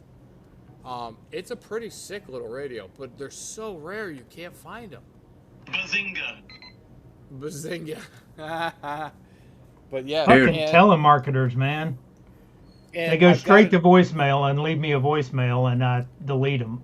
I've got another. Go ahead. TJ wants to know, does it have Snake or Pong on it, and can it run Doom? Yes, no. Ah. But I've got another one for you, Steve, that's on its way from POTA Power to me. It's an FTM 10. Yes. The motorcycle radio. Yes. I have seen those, and those are pretty cool. Hey, guess what serial number it is? Low. Very low. Wow. Number 1. Number one. Oh. So yeah, that's gonna go up on the shelf. I'm gonna check it every now and then, make sure the caps don't dry out, et cetera, et cetera. But yeah, that's I saw when Vaughn showed me that. He sent me pictures. He's like, "Dude, do you want this?" I'm like, "Yes, I want this very much bad." This is probably my favorite Yaesu radio. Is that the? Hold on. Oh, that's the dual band side by side. Nice. That is No? the 80. That's the 8900. 8900. Yes, the 8900. Quad band. Oh, that's right. This makes Okay, number wait. 4. Quad band. So what Quad. bands does it do? It does 6 meters on the A side only, 10 meters on the A side only, Yep. and then it does 2 meters and 440 On Wow. either side. On either side. on either side. Now, I mean, I think it would be better if it was like 6, 2 meters, 1.25, and 70 centimeters. See, yeah, I could see that. Yeah, 220. Yeah. Like, get rid of the 10, right? Get rid of the 10. Everybody's Well- got 10. People still use, at least here in East Tennessee, there's a lot of 6 meter repeaters. There's a lot of that we 10 meter still repeaters, use. too. But there is one 10 meter repeater in my area in East Tennessee, and nobody uses it, and I can't even hit it. Really? Yeah. So on the Jeep, I have that radio in the Jeep. I have that radio in the truck. I have one here on the dash, and on the desk, and I have this one. So I've got 4 of them, but all of them only have tri-band antennas. The one at the house, it's got a GP15 on it on top of the tower. So it's 2 meter, 440, and 6 meters.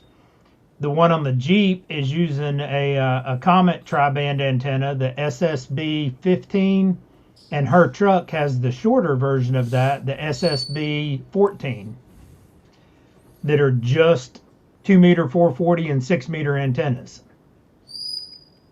So, because Who's got, like, fucking whistling going on? That would be Cody, my African gray parrot. I'm like, holy shit! Like, is somebody's smoke detector going off? Like, change your fucking batteries. No, you can actually hear her. That's amazing. Yeah. Because when she wants attention, she will blow your fucking ears out with the most ear-piercing scream or just tone, and it's like, dude, you're like, one eye rolls, the other eye opens like this, and you're like, oh my god, that hurt. come on, That's right. Tortoise, if you're gonna throw yourself in, you at least got to spell it right. Oh, Yeah, did I and- misspell and- it? Well, it's a hashtag, and it's a I wasn't even capital gonna tell him. C and a capital J. Well, you know. Later, Rabbit. Good to see you. Bye, Anthony. Love you. He's my buddy. There's that better? Fuck's sake. Dude, this fucking... this was full of Jack and Pepsi. Yeah, it is now completely empty. And so is that. So I'm definitely feeling a little bit of it. Dude, we're only an hour 40 into the stream. Yeah, I know. Fuck. hey, look who decided to show up. Seymour's here. He's been there. Hey, Has he? Seymour, and then we got Winston. Seymour. Watson's little brother. Seymour. Get over here, Seymour. Then we got the 2.5-pound terrorist. Say hi. Say hi. dude, how are you going to fit all these dogs in a schoolie? Like, I mean, if we're going to go off the rails here, like, how are you going to fit all of these dogs in a schoolie? Look at the teeth, dude. Tell me that's not funny. He's like, Daddy, I don't like this. Can you hear her? Yeah. Yeah, her bark is way worse than her bite. You know what, dude? I don't know. But you know what? I'm going to figure it the fuck out because that's what I do. I am the logistics guy. I will figure it out. Dude, I've been saying those exact same words a lot over the last few weeks. Dude, figure it the fuck out. All right. We'll figure it out. We'll figure it out. We'll figure it out. You know what? We'll figure it out. We'll figure it out. And then, because I've got this big mullet, I've got Henry, and Tracy has one or two bigger dogs. But yeah, we'll figure it out, dude. Not a problem. Yeah, we'll figure it out. Not a problem. I'll build in some built-in kennels for transport. You know, it'll be all good. When can I see you again? We'll figure it out. Exactly. Yeah, we'll figure it out, man. We'll figure it out. Well, that's this afternoon. Tracy's like, "Hey, are you gonna come over here? Or am I coming over there?" I said, "We'll figure it out." I literally said that exactly. And then I looked at my watch, and we were shutting down the shop, and I said, "Hey, boss, what are we doing?" And Vic's like, "It's time to go." I said, "Okay." So that was my figuring it out. Hey, while we're sidetracked and totally fucking detouring here, for those that don't know, right? So when I leave Illinois, I'm headed to Arizona. I'm going to go to Maricopa, and between Christmas and New Year's, Tortoise, we are road tripping to Moab. Dude, and we're going to fucking Moab. We're going to do the Moab rope swing. Yep, goddamn right. Now, I wanted to do the Moab rope swing and the tandem base jump. Oh, the tandem base jump is fucking ridiculously stupid. Dude, it's $750 to do the fucking tandem base jump. Dude, just bring your own... All I'm saying is bring your fucking pilot chute, pull it out, and jump off the fucking rock. You'll be good. Yee-hoo! Let's go. You better start practicing before you get out here. Hold on to that pilot chute when you jump out and go... Bloop. Yeah, dude, I am so excited to... because I mean, I've been to Utah. I've been to Utah. I've been to Salt Lake. That's as far into Utah as I've been. It's pretty far, but I haven't been in the cool places. No, I mean, I stopped and I visited the Bonneville Salt Flats. Cool. I've been to Salt Lake.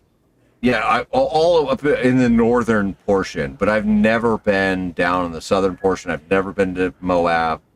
Like, I'm pumped, there's some places I want to go. I hate to drop YouTubers' names, but I want to go see more Matt's Off-Road Recovery and I want to Yeah. see I want to see Fab Rats. I want to go to Fab Rats shop and see Paul and That's the kids. Hurricane. Yeah, Hurricane, Utah, and shit. Where the hell's Paul at?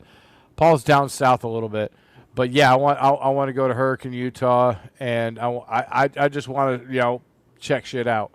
I mean, it just check things off my bucket list, and there's so many rides that I want to do between here and there that are just mind blowing. There's some rides that Tracy and I've already looked at that are literally, you think Black Bear Pass is bad?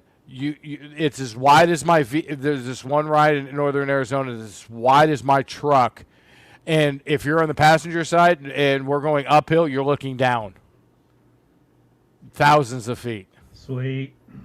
So I just got to throw this out there, right? Like, listen, trip to Moab is not cheap. So if you want to see live streams and like additional content, feel free to like throw a super chat in there. Like, support the trip to Moab, because, dude, I am so looking forward to it. Dude, and I've already talked to my boss. I said, look, I've got my boy coming out. I got my other boy coming out eventually for like a week. I said, we're going to play. And they have all built Jeeps. So they're like, game on, dude. So Durham Communications will have their Jeeps. I'll have the FJ. You and I can go piss around. Dude, it's just gas money, man. Yeah, but I mean, no offense, right? My truck is very, very capable of handling off-road shit. It's too fucking long. It's too long for some of the trails. Dude, I don't want to break my truck and then not be able to fucking tow my fucking trailer around. Dude, 100% accurate. But a lot of the trails are not. They're short wheelbase only. Yeah. You'll look like what's his name there? Austin Powers. Try to get up and down the hills. Yeah, exactly. But yeah, you have a beautiful truck, Paul, but there's just some trails that it ain't built for. That's all. But we're gonna have a wicked time. We're gonna have a New England wicked ass good time. Fucking wicked, kid. Yeah, we'll have a blast. I cannot fucking wait, dude. It is September, October, November. Yeah, it's 2 months before you get on the road, and I am so looking forward to it. We're gonna have a blast, and I might try it depending on how Eric's financial decisions are towards November. I might try to get Eric to get his ass out here, because he really needs some buddies right now. So if we can get his ass out here and have a blast and have a party, yeah, we're going to have fun. Fun. I will tell you, I know Eric he's super busy promoting his channel and his Brew and Activate on Fridays and, all of the things that he's doing. But I miss doing Live Free and Ham. Oh, yeah. When we were doing Live Free and Ham every Sunday, that was I looked forward to, for me, Sunday is closing the week, right? I looked forward to closing the week with Live Free and Ham and doing the extra questions with Todd. It was so much fun to watch and be part of. Dude, as much as he bitches about the extra questions and the testing pool and how these questions are all bullshit. No. I don't need to know this stuff to be a good operator. Yeah, you don't. But you know what? You need to know it to fucking pass the test. Yeah. You know what? I love Todd. I love Eric. I love you, Paul. You guys brought me into the New England fold, and I've been the DEI hire since day 2. But you guys brought me into the fold, and it's been awesome. But yeah, I was talking to Eric the other matter of fact, it was last Sunday. I'm like, dude, are you guys doing Live Free and Ham tonight? No, we're on hiatus. I was like, all right. I Yeah. said because we had tortoise and hare, and I'm like, all right, cool. We got to figure out something. We got to get back on. We got to get back on the horse with that, because I mean, Yeah. for you guys, it's Patreon. You know, and that pays some of the bills. So we need to get that going. It is Patreon, and it was for Patreon viewers that could come in and check it out. And usually it's only Bob. So, and I love Bob. Is Bob in the chat? I have no idea. I don't think I saw him tonight. No, Bob got a gifted membership, but Bob hasn't been in the chat. Well, he's always on Tortoise and Ham. Every freaking time we're on, he's there. I did get a chance to touch base with Bob a little bit in Discord. You know, he seems to be doing well. I made the announcement in Discord, right? When I went and I bought my last carton of cigarettes, right? This is what I smoke, American Spirit Blues. Okay. They are now $15 a fucking pack. Holy fuck. Be glad you're not buying them in Massachusetts. They're probably 20.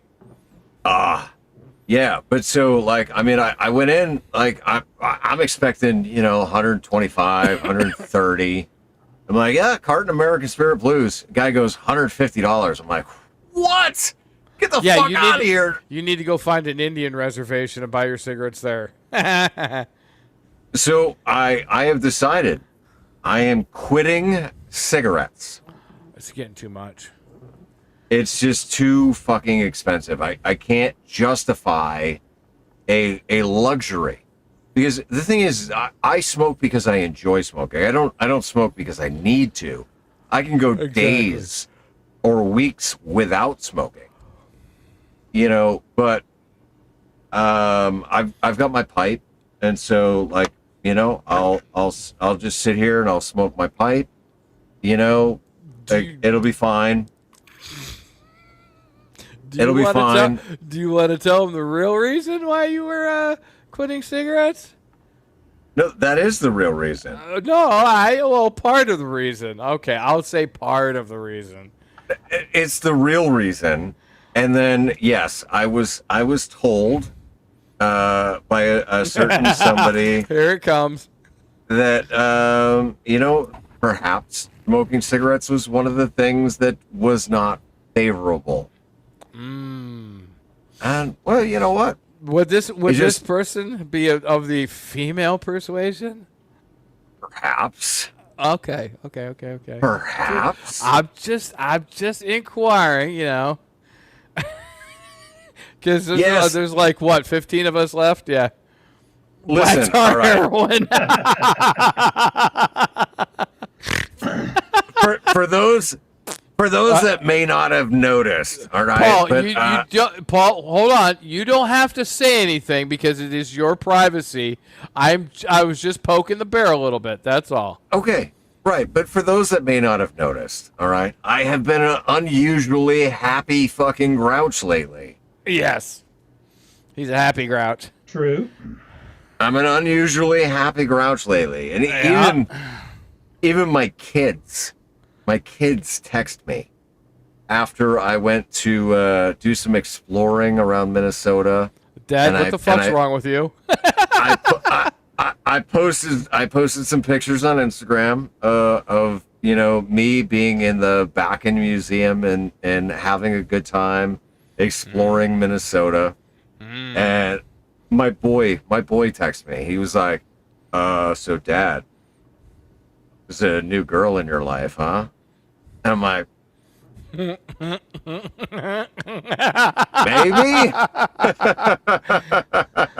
Da da da.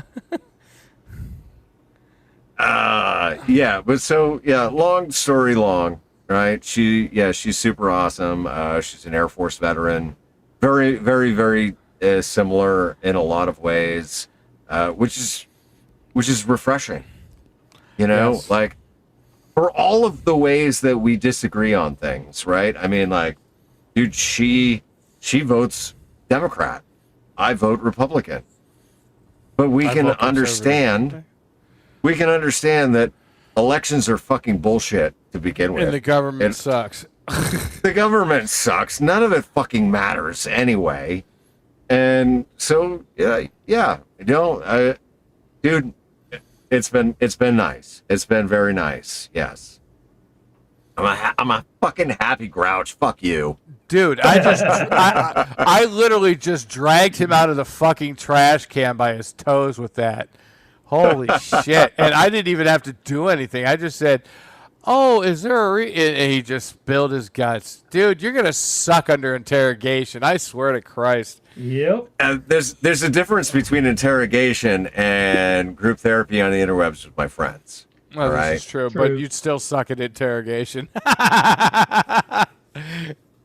Listen, you can waterboard me all you want, and I will fucking drown because I don't give a fuck. Like, that's what she said.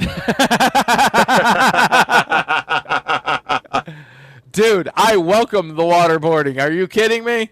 Fuck. Anyways, hey, one of our guys at work, no bullshit. Speaking of waterboarding, he has this mustache that a cat and some milk would love. He can't grow anything on his fucking chin, and I said, dude, you have to have this conversation with your woman. She has to fucking waterboard you, or you're never going to grow any facial hair. And he just looked at me, and he just hysterically started laughing. I'm like, I am honest to God true. I said, look at all the guys that have this. I mean, you can't have this perfect little. Hold on. You can't. Let me clean off his seat for you. Yeah. I said, dude, you can't do this. It doesn't fucking work. She's just gonna have to waterboard you. You know, at least a minimum once a week. You know. And he just fucking looked at me and just died hysterically because nobody's ever said that to him. And I'm like, sorry, dude. You're getting the older wisdom here. I'm just saying. Now, all right. So the nice thing is, right, is we're approaching the 2-hour mark, and typically by this point, the people on Team Replay are like speeding through shit, and so they're not gonna get this bit anyway. Watch, Rose. Somebody's gonna clip this, and it's gonna go fucking viral, and it'll be like, the Grouch is fucking happy. Fucking. Oh, well, dude, everybody got pissed. Chris got pissed at me because he said, we want the fucking pissy tortoise. We want the fucking grumpy tortoise. Yeah. Dude, no more grumpy tortoise, dude. Tortoise in love is no fun. Fuck's sake. I'm getting my. Tracy's not watching, but so that's a good thing. But I'm just saying. Anyway, so yeah. I mean, fuck the grumpy tortoise. I mean, I don't mind being a grumpy tortoise. I can be a big asshole. I have no problems with that. But to see you're Paul one of my happy, favorite assholes. Just one? Yeah, you're one of my favorite assholes. Oh, okay. Kate MRD, he's another one of my favorite assholes. Because, yes, dude, like, listen, the personality that he puts in his videos is not the K at MRD in real life. The K at MRD in real life is a fucking asshole. Like, he is one of us without being one of us.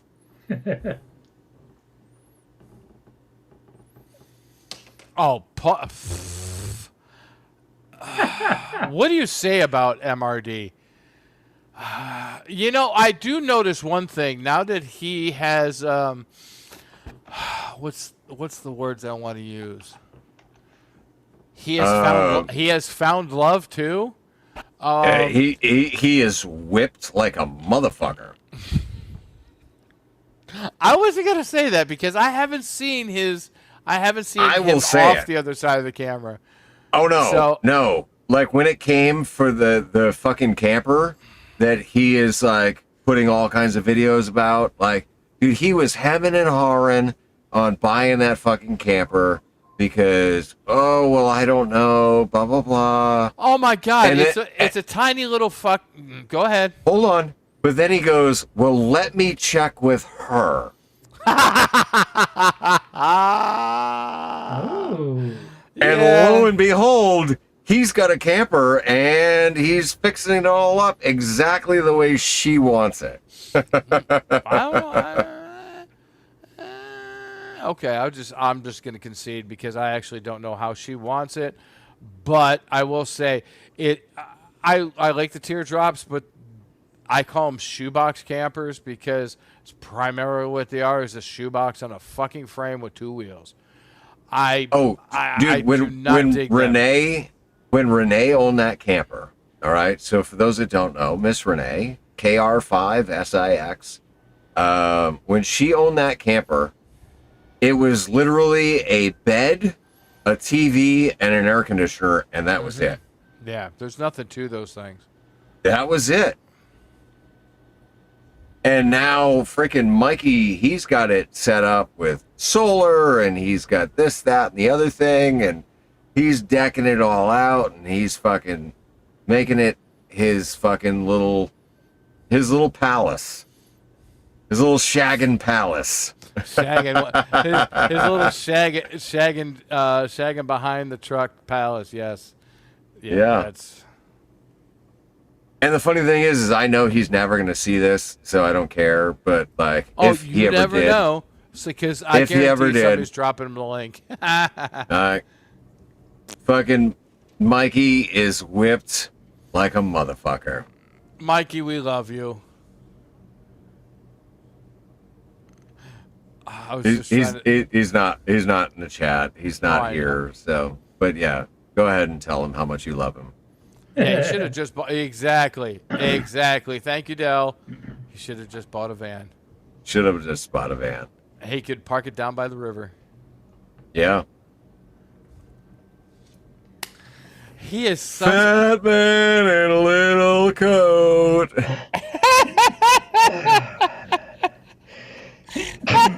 Bless you, Steve, twice. Damn. Oh, that's so funny. What do you think, Jason? You've just been sitting back trying not to sleep.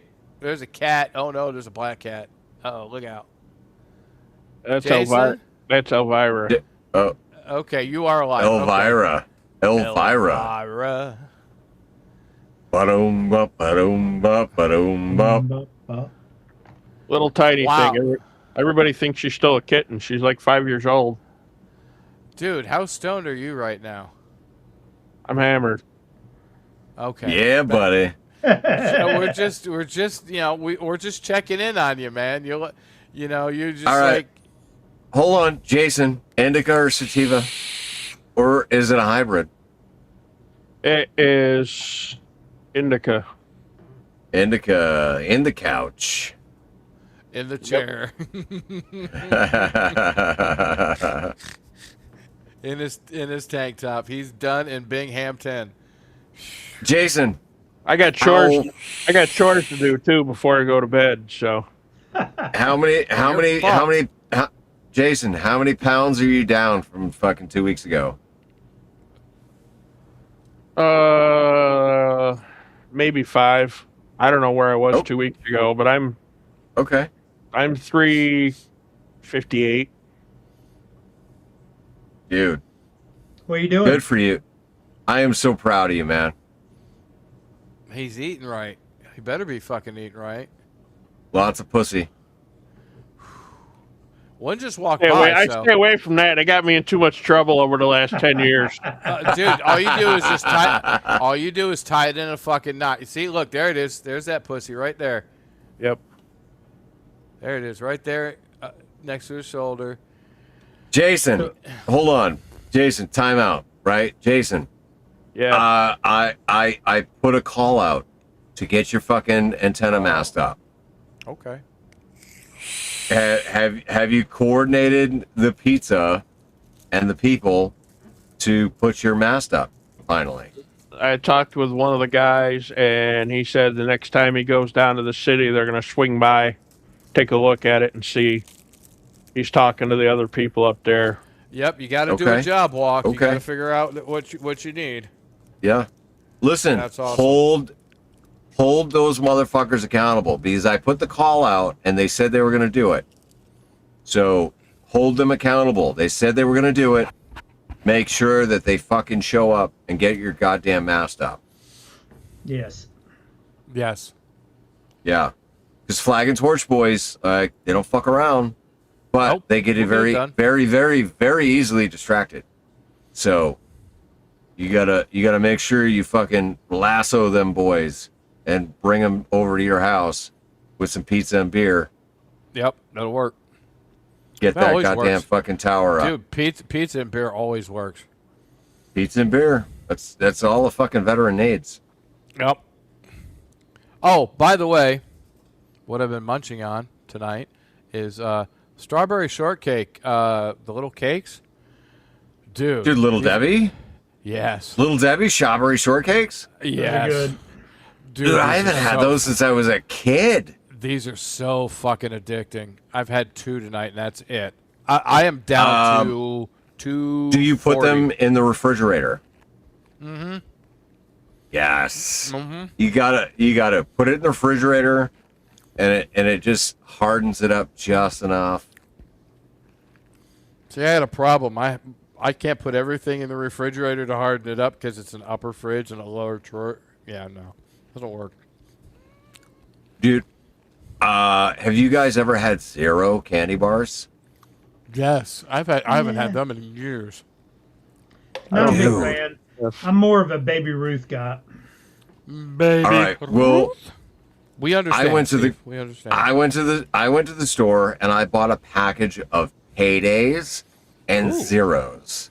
Ooh, dude, I haven't had Paydays Baby Ruth is fucking just forever. Baby Ruth is just a payday and fucking wrapped in chocolate. Yeah, pretty much.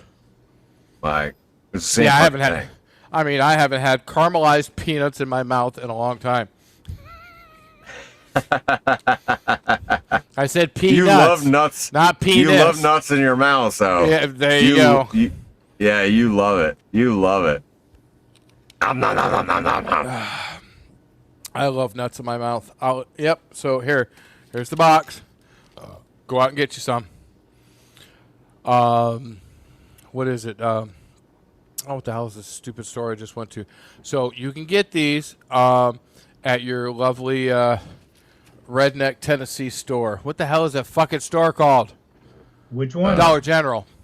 Ooh. Dollar General has General. these in bulk. Oh, another thing that Dollar General has that I brought over to Tracy's today, and it is strawberry banana, the Hispanic little cardboard carton.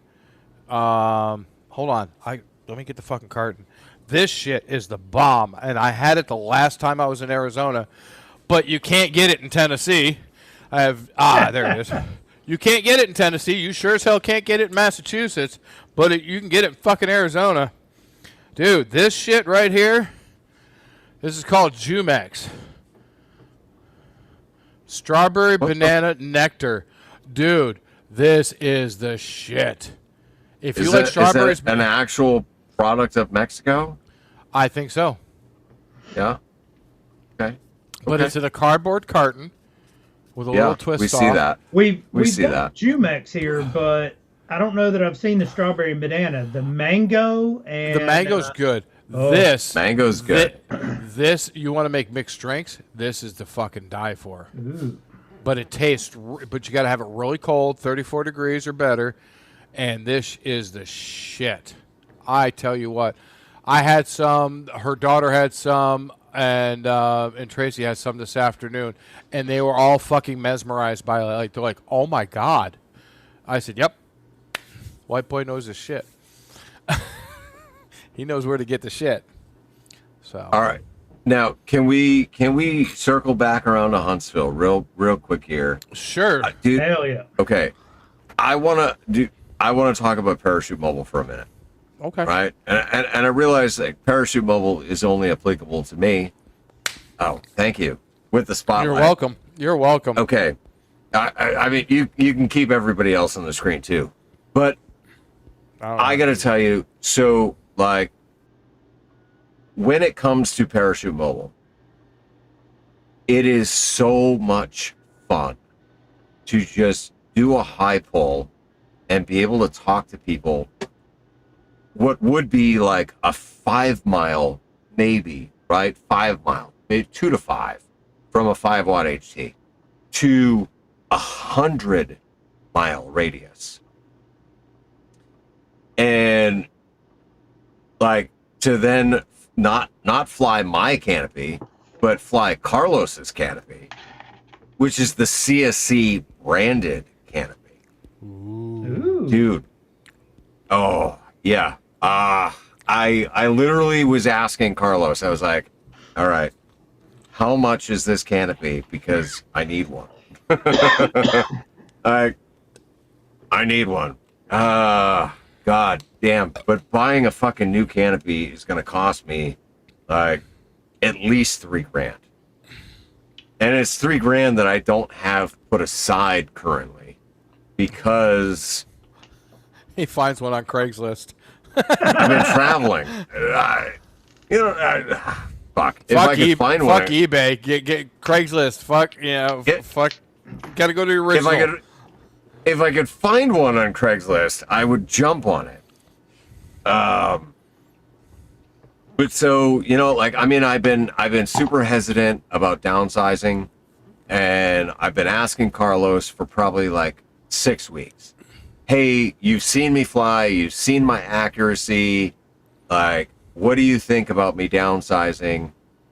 And his answer was, well, when you can land on target going downwind, then you know you're ready. Swoop right? it in. Okay. So a couple weeks ago, I did a wingsuit rodeo, and I have to put this video up on my fucking channel because it was the coolest fucking thing. But it was one Marine riding the back of another Marine. Okay. Oh shit. So, dude here at the drop zone, his name is Sam. He's a fellow Marine. And he loves the wingsuit. And so Sam and I were at the drop zone during the week one day, and he was doing wingsuit jumps, and I'm like, fuck, dude, like I want somebody to jump with. Like I want to go do something fucking fun and do something cool.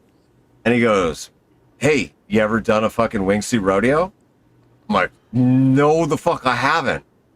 It sounds And a he little goes, gay, but dude, it might be gay. I don't know. I mean,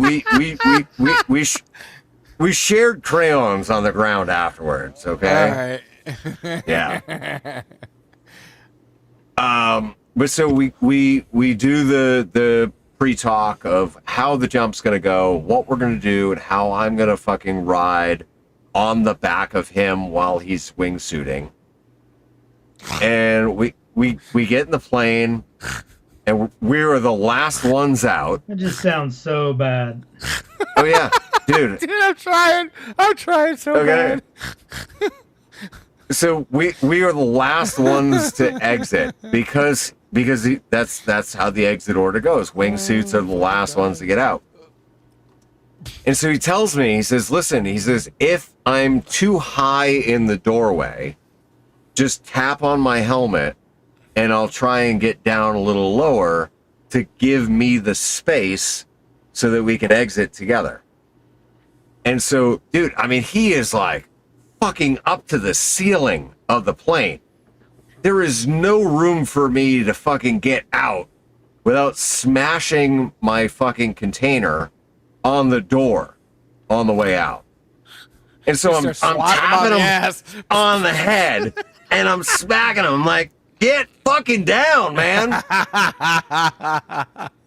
Dude, he didn't get down. So we go out and what do? We fucking barrel roll. And so from his 360 camera view, all you see is me holding on, and my ass and my legs come off him, and we're just fucking barrel rolling around. And I'm like, I gotta pull myself back down onto this motherfucker. Dude, I pulled myself back down onto him.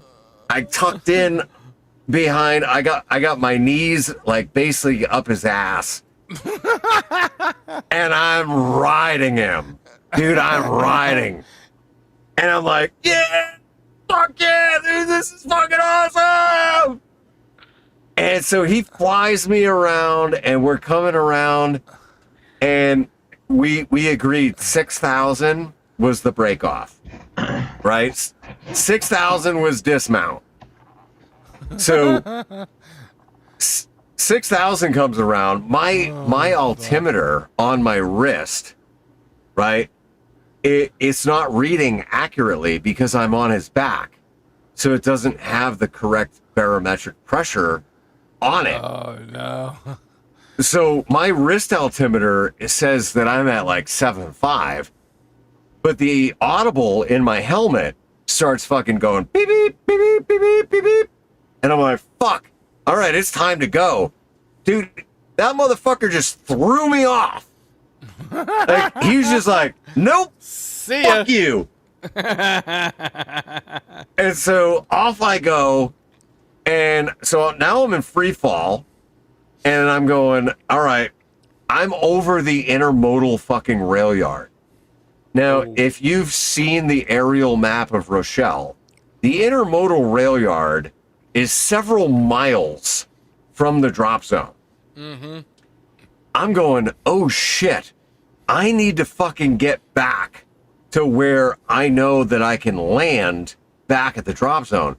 So I'm tracking hard. I'm tracking, and I'm like, come on, let's go, fucking, we can do it.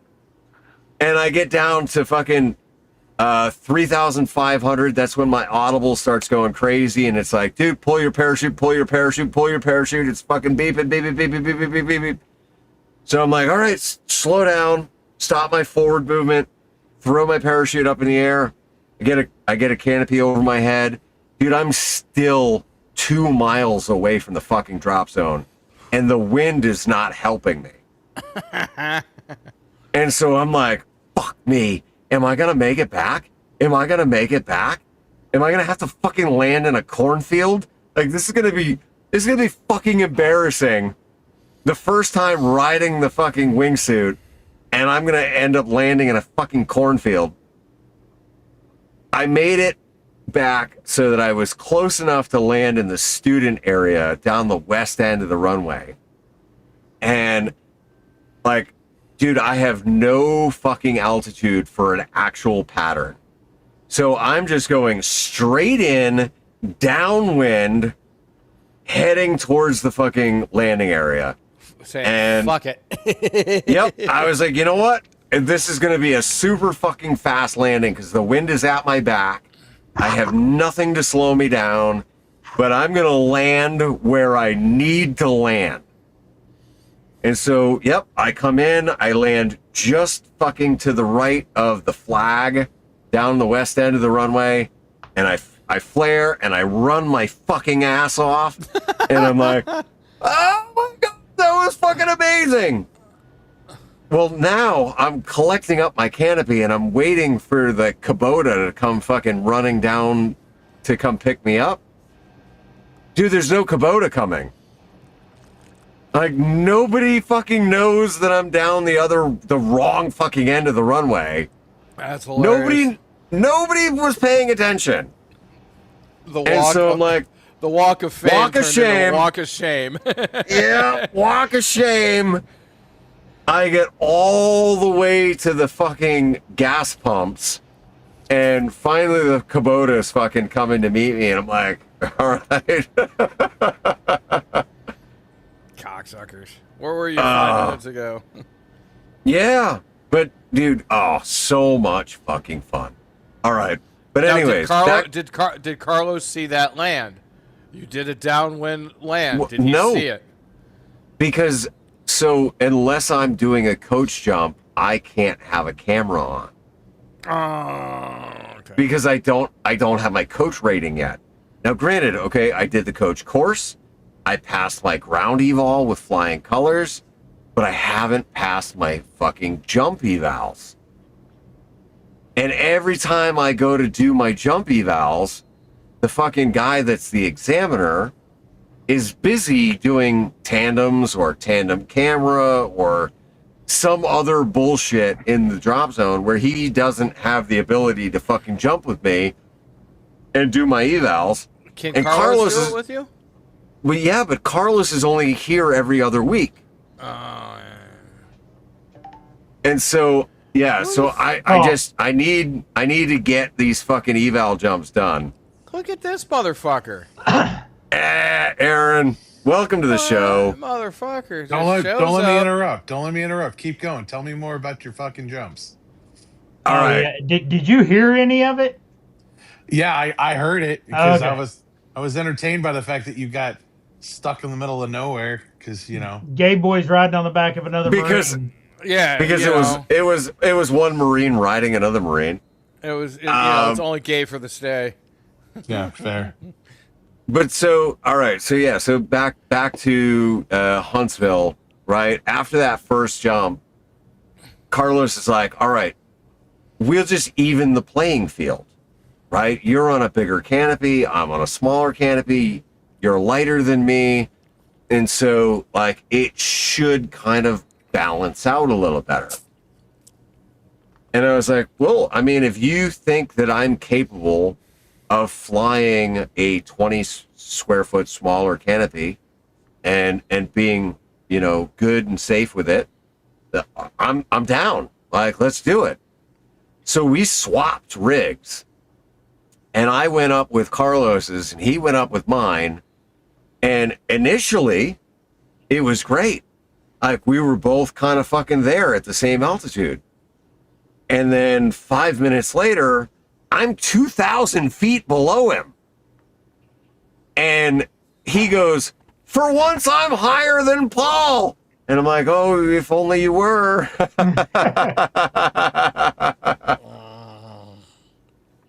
But so my first landing on a 170, dude, I PLF'd.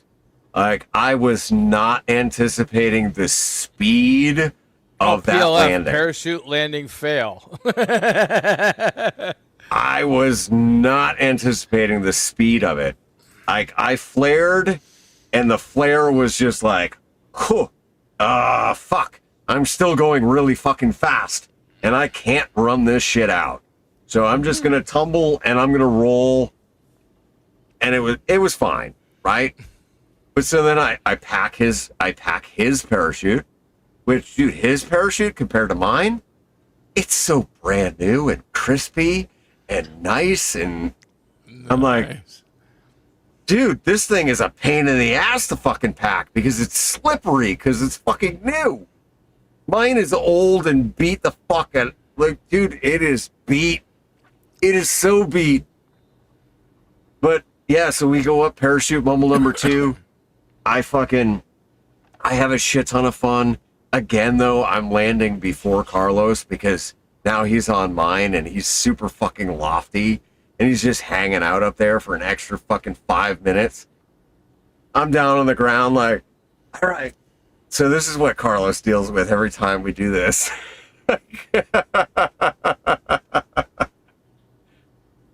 But it was cool because I got video of Carlos landing my canopy several times. Cool. Accuracy was on point. Every single jump, like whether it was him landing first or me landing first, like we landed together, and so we were able to freaking. You didn't break anything. Yeah, no, there was nothing broken, no major malfunctions. I mean, other than like, dude, I twisted the fuck out of his canopy. Twisted the fuck out of it. Why? I landed. No. All right. So I landed and I was so excited. I started running and the canopy's inflated behind me. And I'm like, what? Yeah, this is fucking awesome. And then when the canopy like deflates and falls to the ground, I turned around, which twists everything. And then I stepped over the canopy, which twisted everything again. And so we get back to the hangar, and I'm like, dude, I know I fucking twisted it at least once. And I tried to untwist it, and I ended up adding an extra twist. And then Carlos came over to help, and he went to untwist it, and he added an extra twist. And so then he was like, all right, fuck this shit. He pulled the whole fucking canopy off the container, like pulled the cutaway cord and just disconnected the whole thing. And then we splayed it out, reran the lines, got it all situated nice and straight again, reconnected it, packed it again for the next jump. But yeah, I am ready to buy a 170. I just financially am not ready.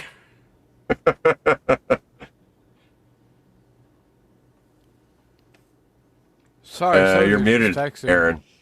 Aaron, fuck Aaron. Oh, Jesus. Oh, maybe that was I asked how far is the nearest truck stop? The nearest truck stop from Skydive, Alabama. Yeah, or from The wherever nearest you're at Buc-ee's. right To now. make you The some nearest money. Buc-ee's. Yeah, exactly. there's a- Are you saying lot lizard, like airborne lot lizard? Okay. There's a Love's right around the corner from Chicagoland. So yeah, I you guess can that's make what I need to money. do. I just need to go, hooker myself out at the Love's.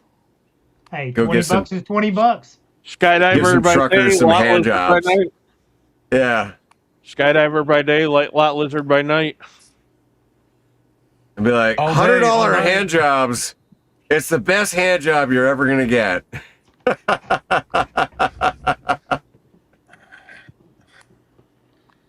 Aaron, you totally missed the conversation earlier when Dave was still around. We talked about how awesome it was. You came up to the campsite, fucking hung out with us. But we're recapping Huntsville. So how was your Huntsville, man? It's always busy. I always think it's going to be a vacation, and then it never turns into a vacation. So I operated off about 3 hours of sleep a night. Also, like the week leading up to it. So I was kind of like a dead zombie most of the time. But at the show it was really good. I think the booth came out really well. I was really fretting that because I picked that up Wednesday before the show. All those the graphics and the pop-ups. The pop-ups and the graphics, the wall banner behind, man, that was awesome. Dude, your booth was like first class all the way, 5-star. Good. That's what I was hoping for. I was hoping to kind of set Yeah. a standard there. I think it drew some good attention, so that's good. Probably made some people jealous, which I also enjoy. And yeah, no, it was overall really good. I like seeing familiar faces. I got to do a fun thing for Steven, which was fun. And The then, wife is still talking about it. A That's fun awesome. thing for Steven. Did you blow him? No, Oh. no. His No, wife no, asked me no, to no. custom engrave. I brought my His fiber wife laser asked you with to me. blow him? His wife asked you to cuck him. Yeah, no, that's the man. We're going a wild direction. His I'm wife just is a saying, wonderful that's- person. They've been like this all night.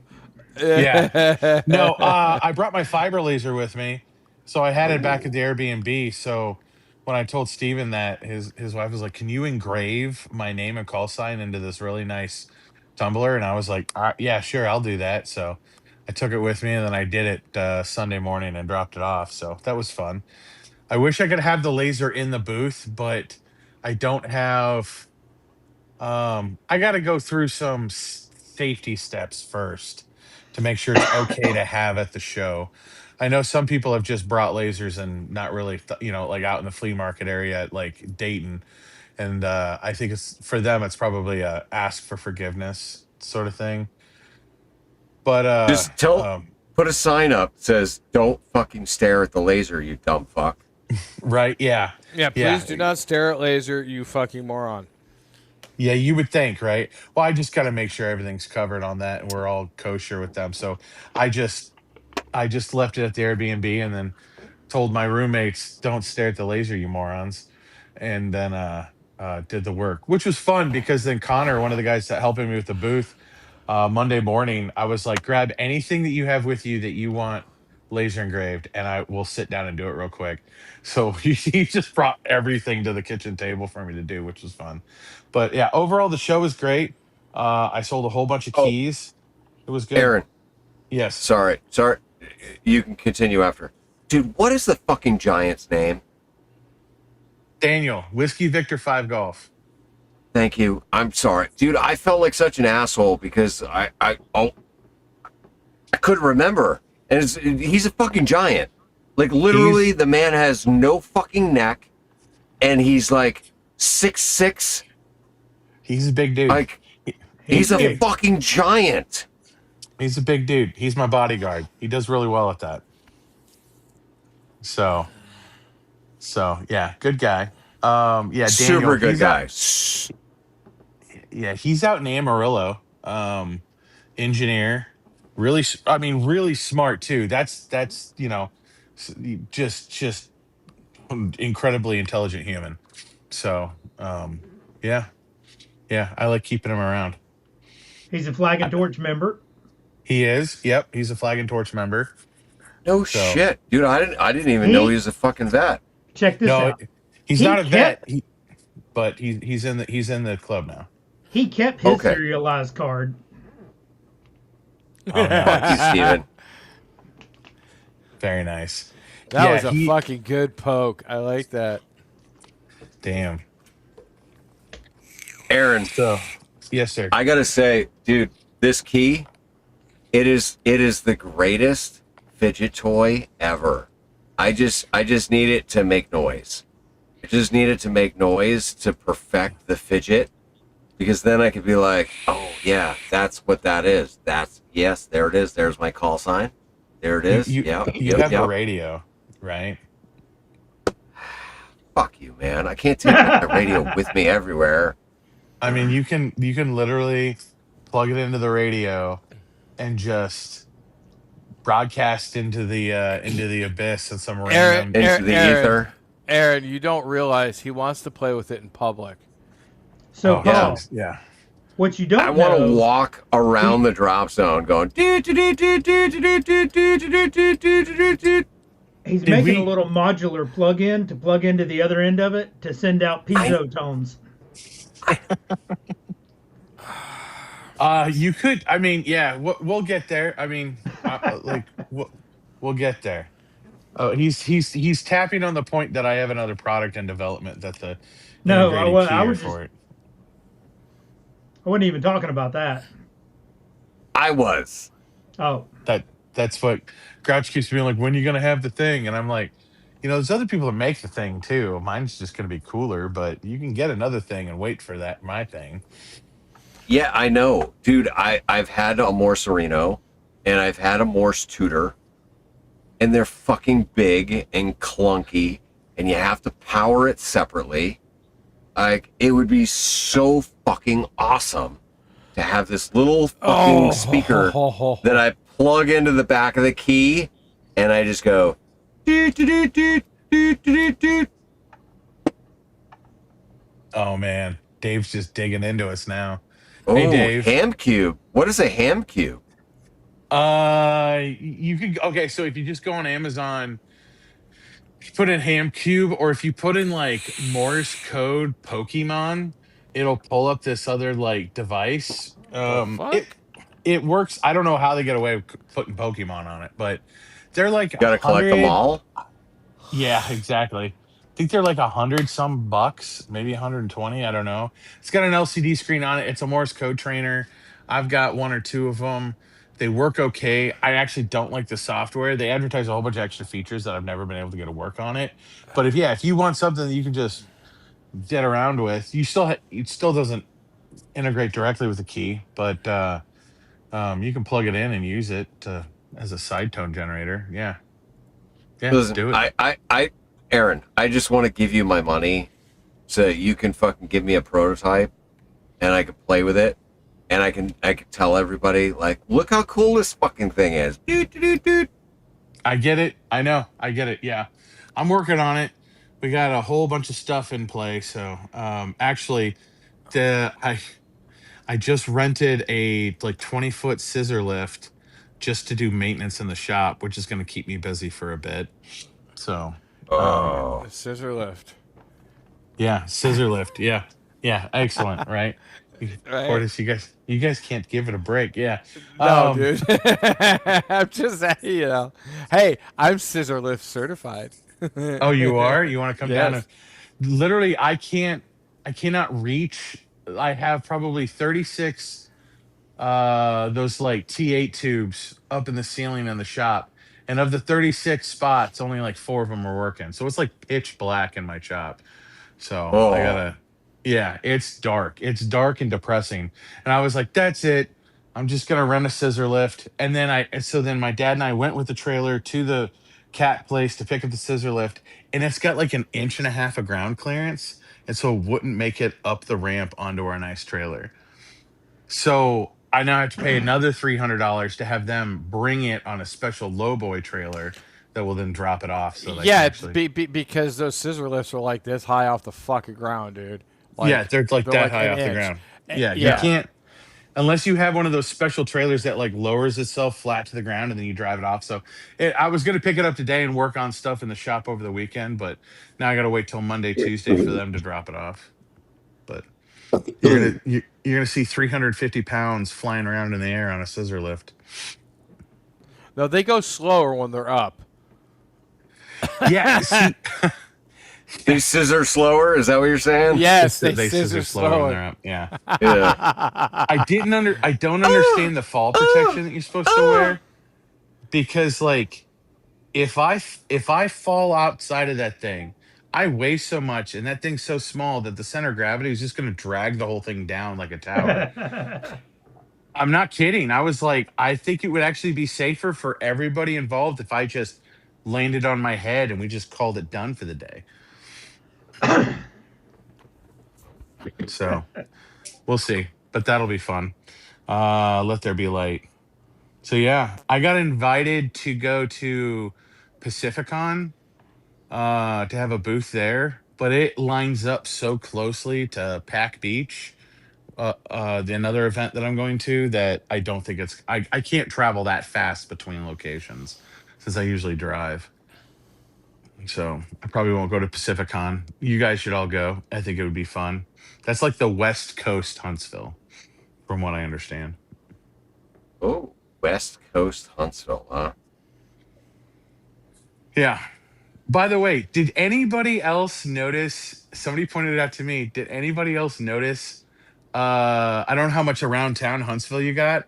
All the HHs on everything, and the I noticed 4 different businesses that had 88 in the name of the business, and I was trying to figure out if there was like an Interstate 88 nearby because there was like Pier 88 and then there was like another restaurant with something 88 and I was like, I don't understand that. And somebody's like, well, it is the Werner von Braun Center, like Operation Paperclip. There's probably something there. And I was like, did anyone else notice that or am I crazy? No, I didn't notice it. Good. I'm crazy. Thanks, Steve.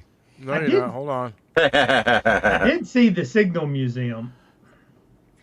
Oh, Yeah. I didn't go there. I was like, oh, that'd be something cool, but we were in the middle of something else. Well, chat just told me opinions online, forums like Reddit are mixed. Some people point out that the number 88 is a known hate symbol or neo-Nazi numeric code for Heil Hitler. H being the 8th letter of the alphabet. Ah. Like See, the popular 88 buffet, blah blah blah. Something that them relates to birth years, sports numbers, or cultural numerology. A lot of them World War II scientists were Germans. We took out Von of Braun? Germany too. Von Braun was. Yeah. Yep. Yeah. Werner von Braun.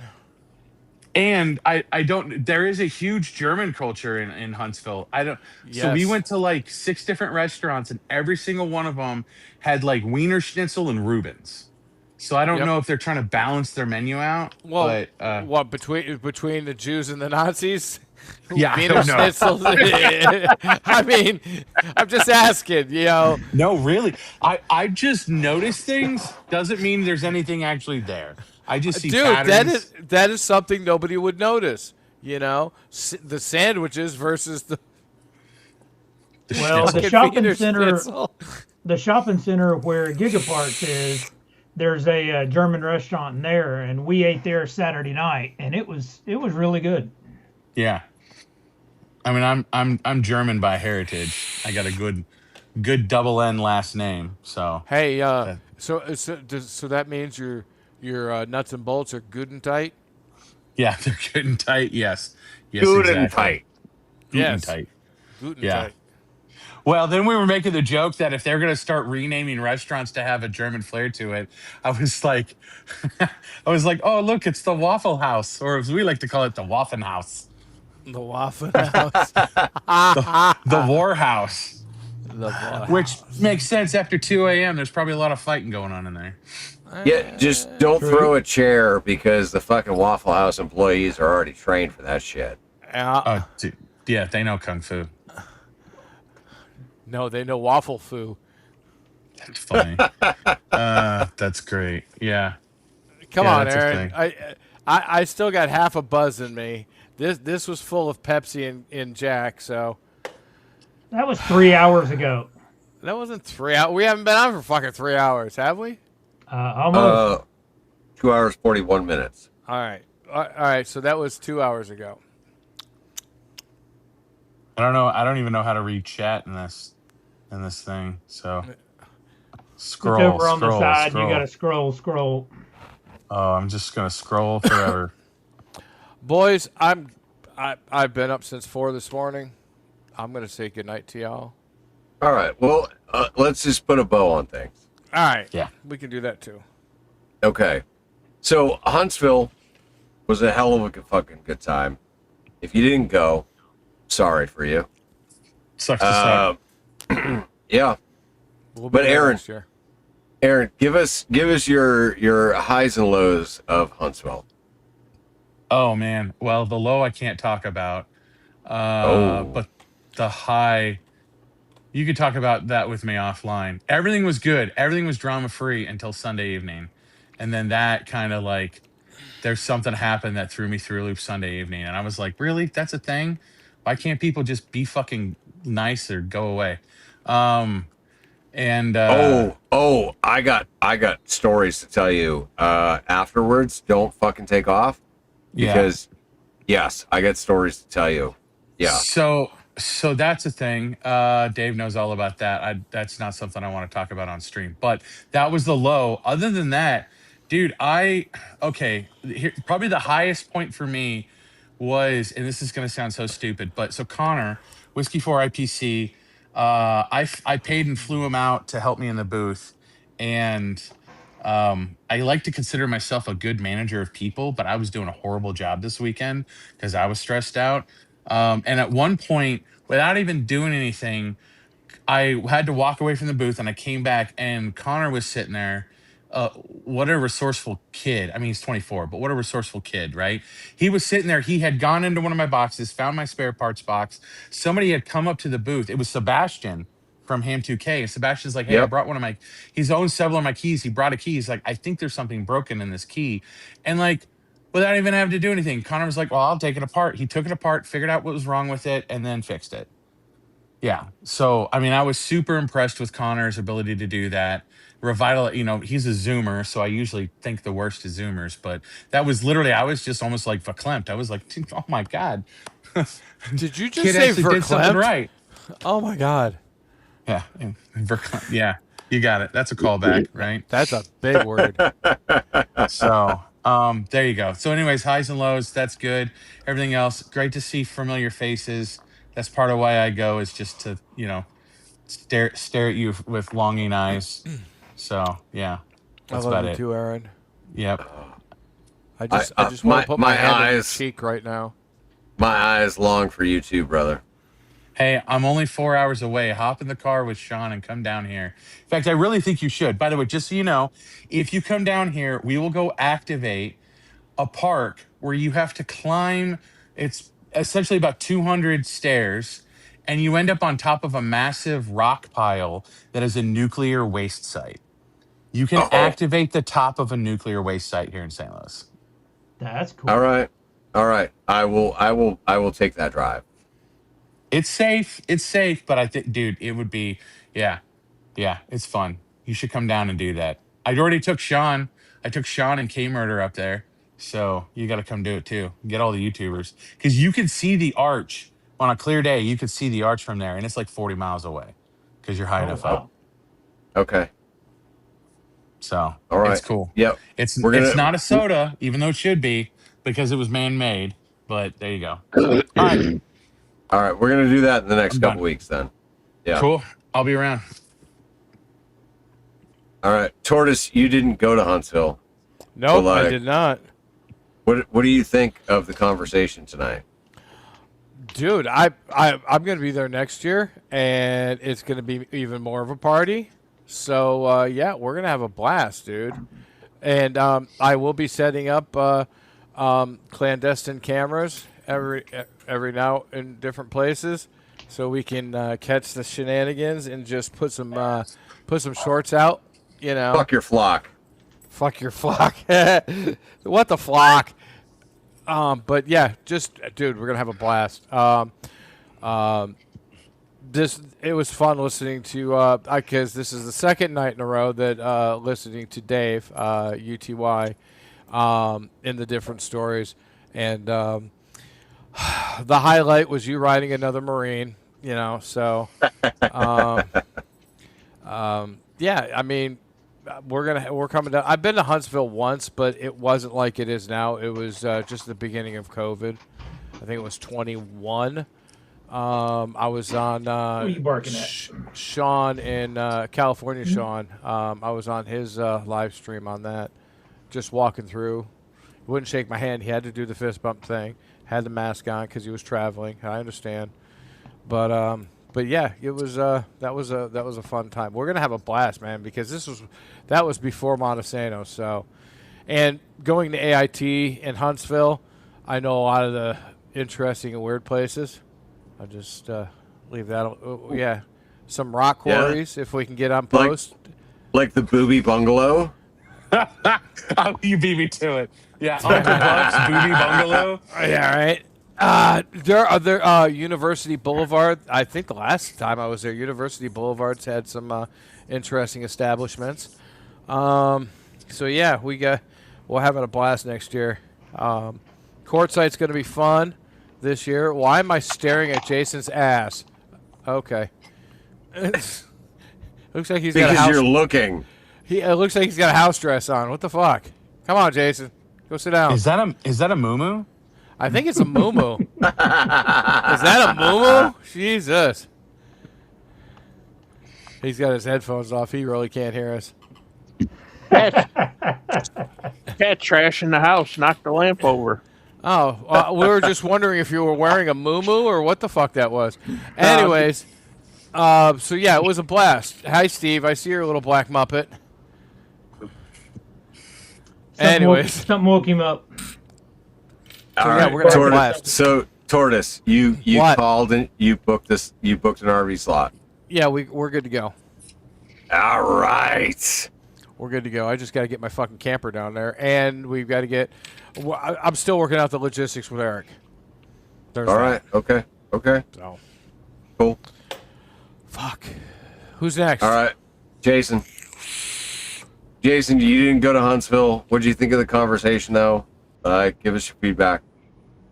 It was good. I enjoyed it. Do you want to go? I would love to go.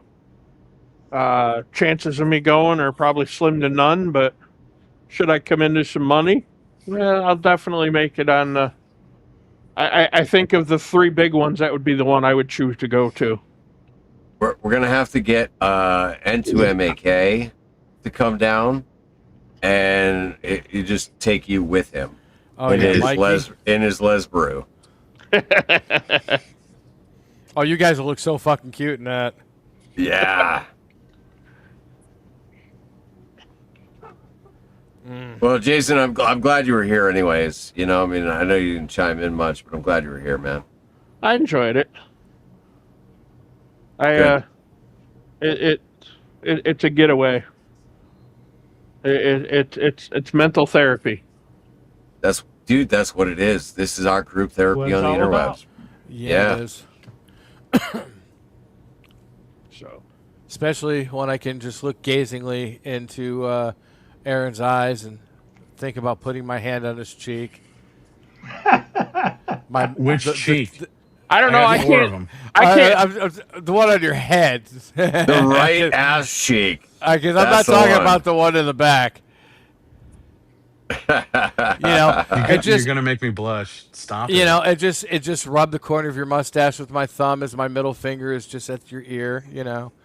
Aaron, Aaron, the next time that I guys. see you, I'm gonna caress your right ass cheek for tortoise.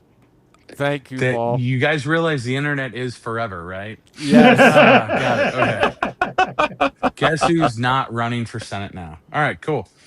All right. What were you running for? If you're not running for Senate, I'm running Congress. from you, Tortoise. you know you love me, dude. All right, Steven, highs and lows of Huntsville. Getting to meet everybody, see all the faces that I've seen before, meet them again, meeting new people. The big thing for me was working the booth at Flag and Torch, seeing Doc again. I mean, I don't brag on our government very often. Oh, please don't. But when somebody has the forethought, Audacity. forethought to take a Medal of Honor recipient who gets his amateur license and to issue him his first and only call sign as Whiskey Zero Mike Oscar Hotel. Yeah. Yeah. That's just, I mean, that's cool. That is. Yeah. Cool.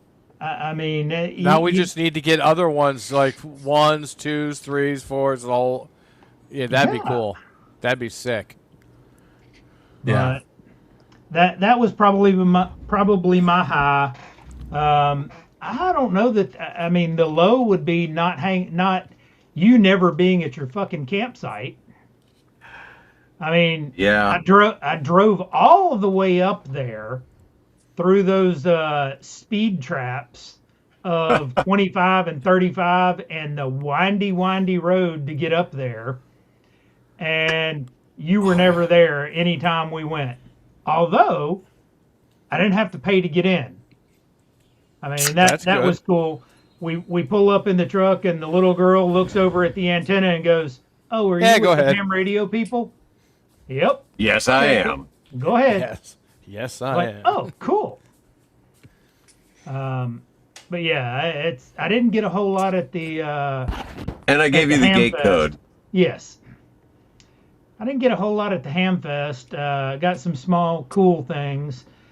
But working the Flag and Torch booth and meeting all of the veterans that stopped by, I mean, that was really cool because you got to hear some really cool stories for some old vets and some younger vets. And that was really, really cool. Yeah, for sure. Yeah, that was my toilet flushing. And already looking forward to and planning the trip to Dayton. Good. Hell yeah. All right. Well, so listen, like I said, I am still kind of tentative, up in the air on Hamcation. If you want to see me go, please Send me money. please, these super chats, fucking memberships, whatever. I mean, it all helps. It all helps. It all helps. But beyond that, right?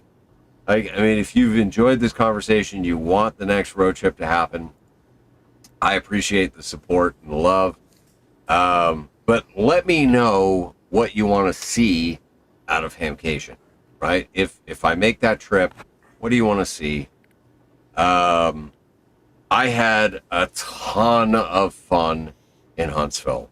I did. I truly did. I had a ton of fun. It was so great to see so many awesome people. I didn't get to spend nearly as much time with everybody that I wanted to see, but I had a ton of fun doing it. So I'm going to leave you with a question. All right. If you could redesign the perfect amateur radio event from scratch, what would be there? Would you have forums? Do you have hands-on building, POTA, camping, testing, manufacturers, swap All meet? the above. Right. Dude, classes, fox hunts, mesh networking, all-star, social events, like something different. I don't know. Fucking let me know. I'd Right? like to see a camping thing, kind of like Courts Fets, but with grass.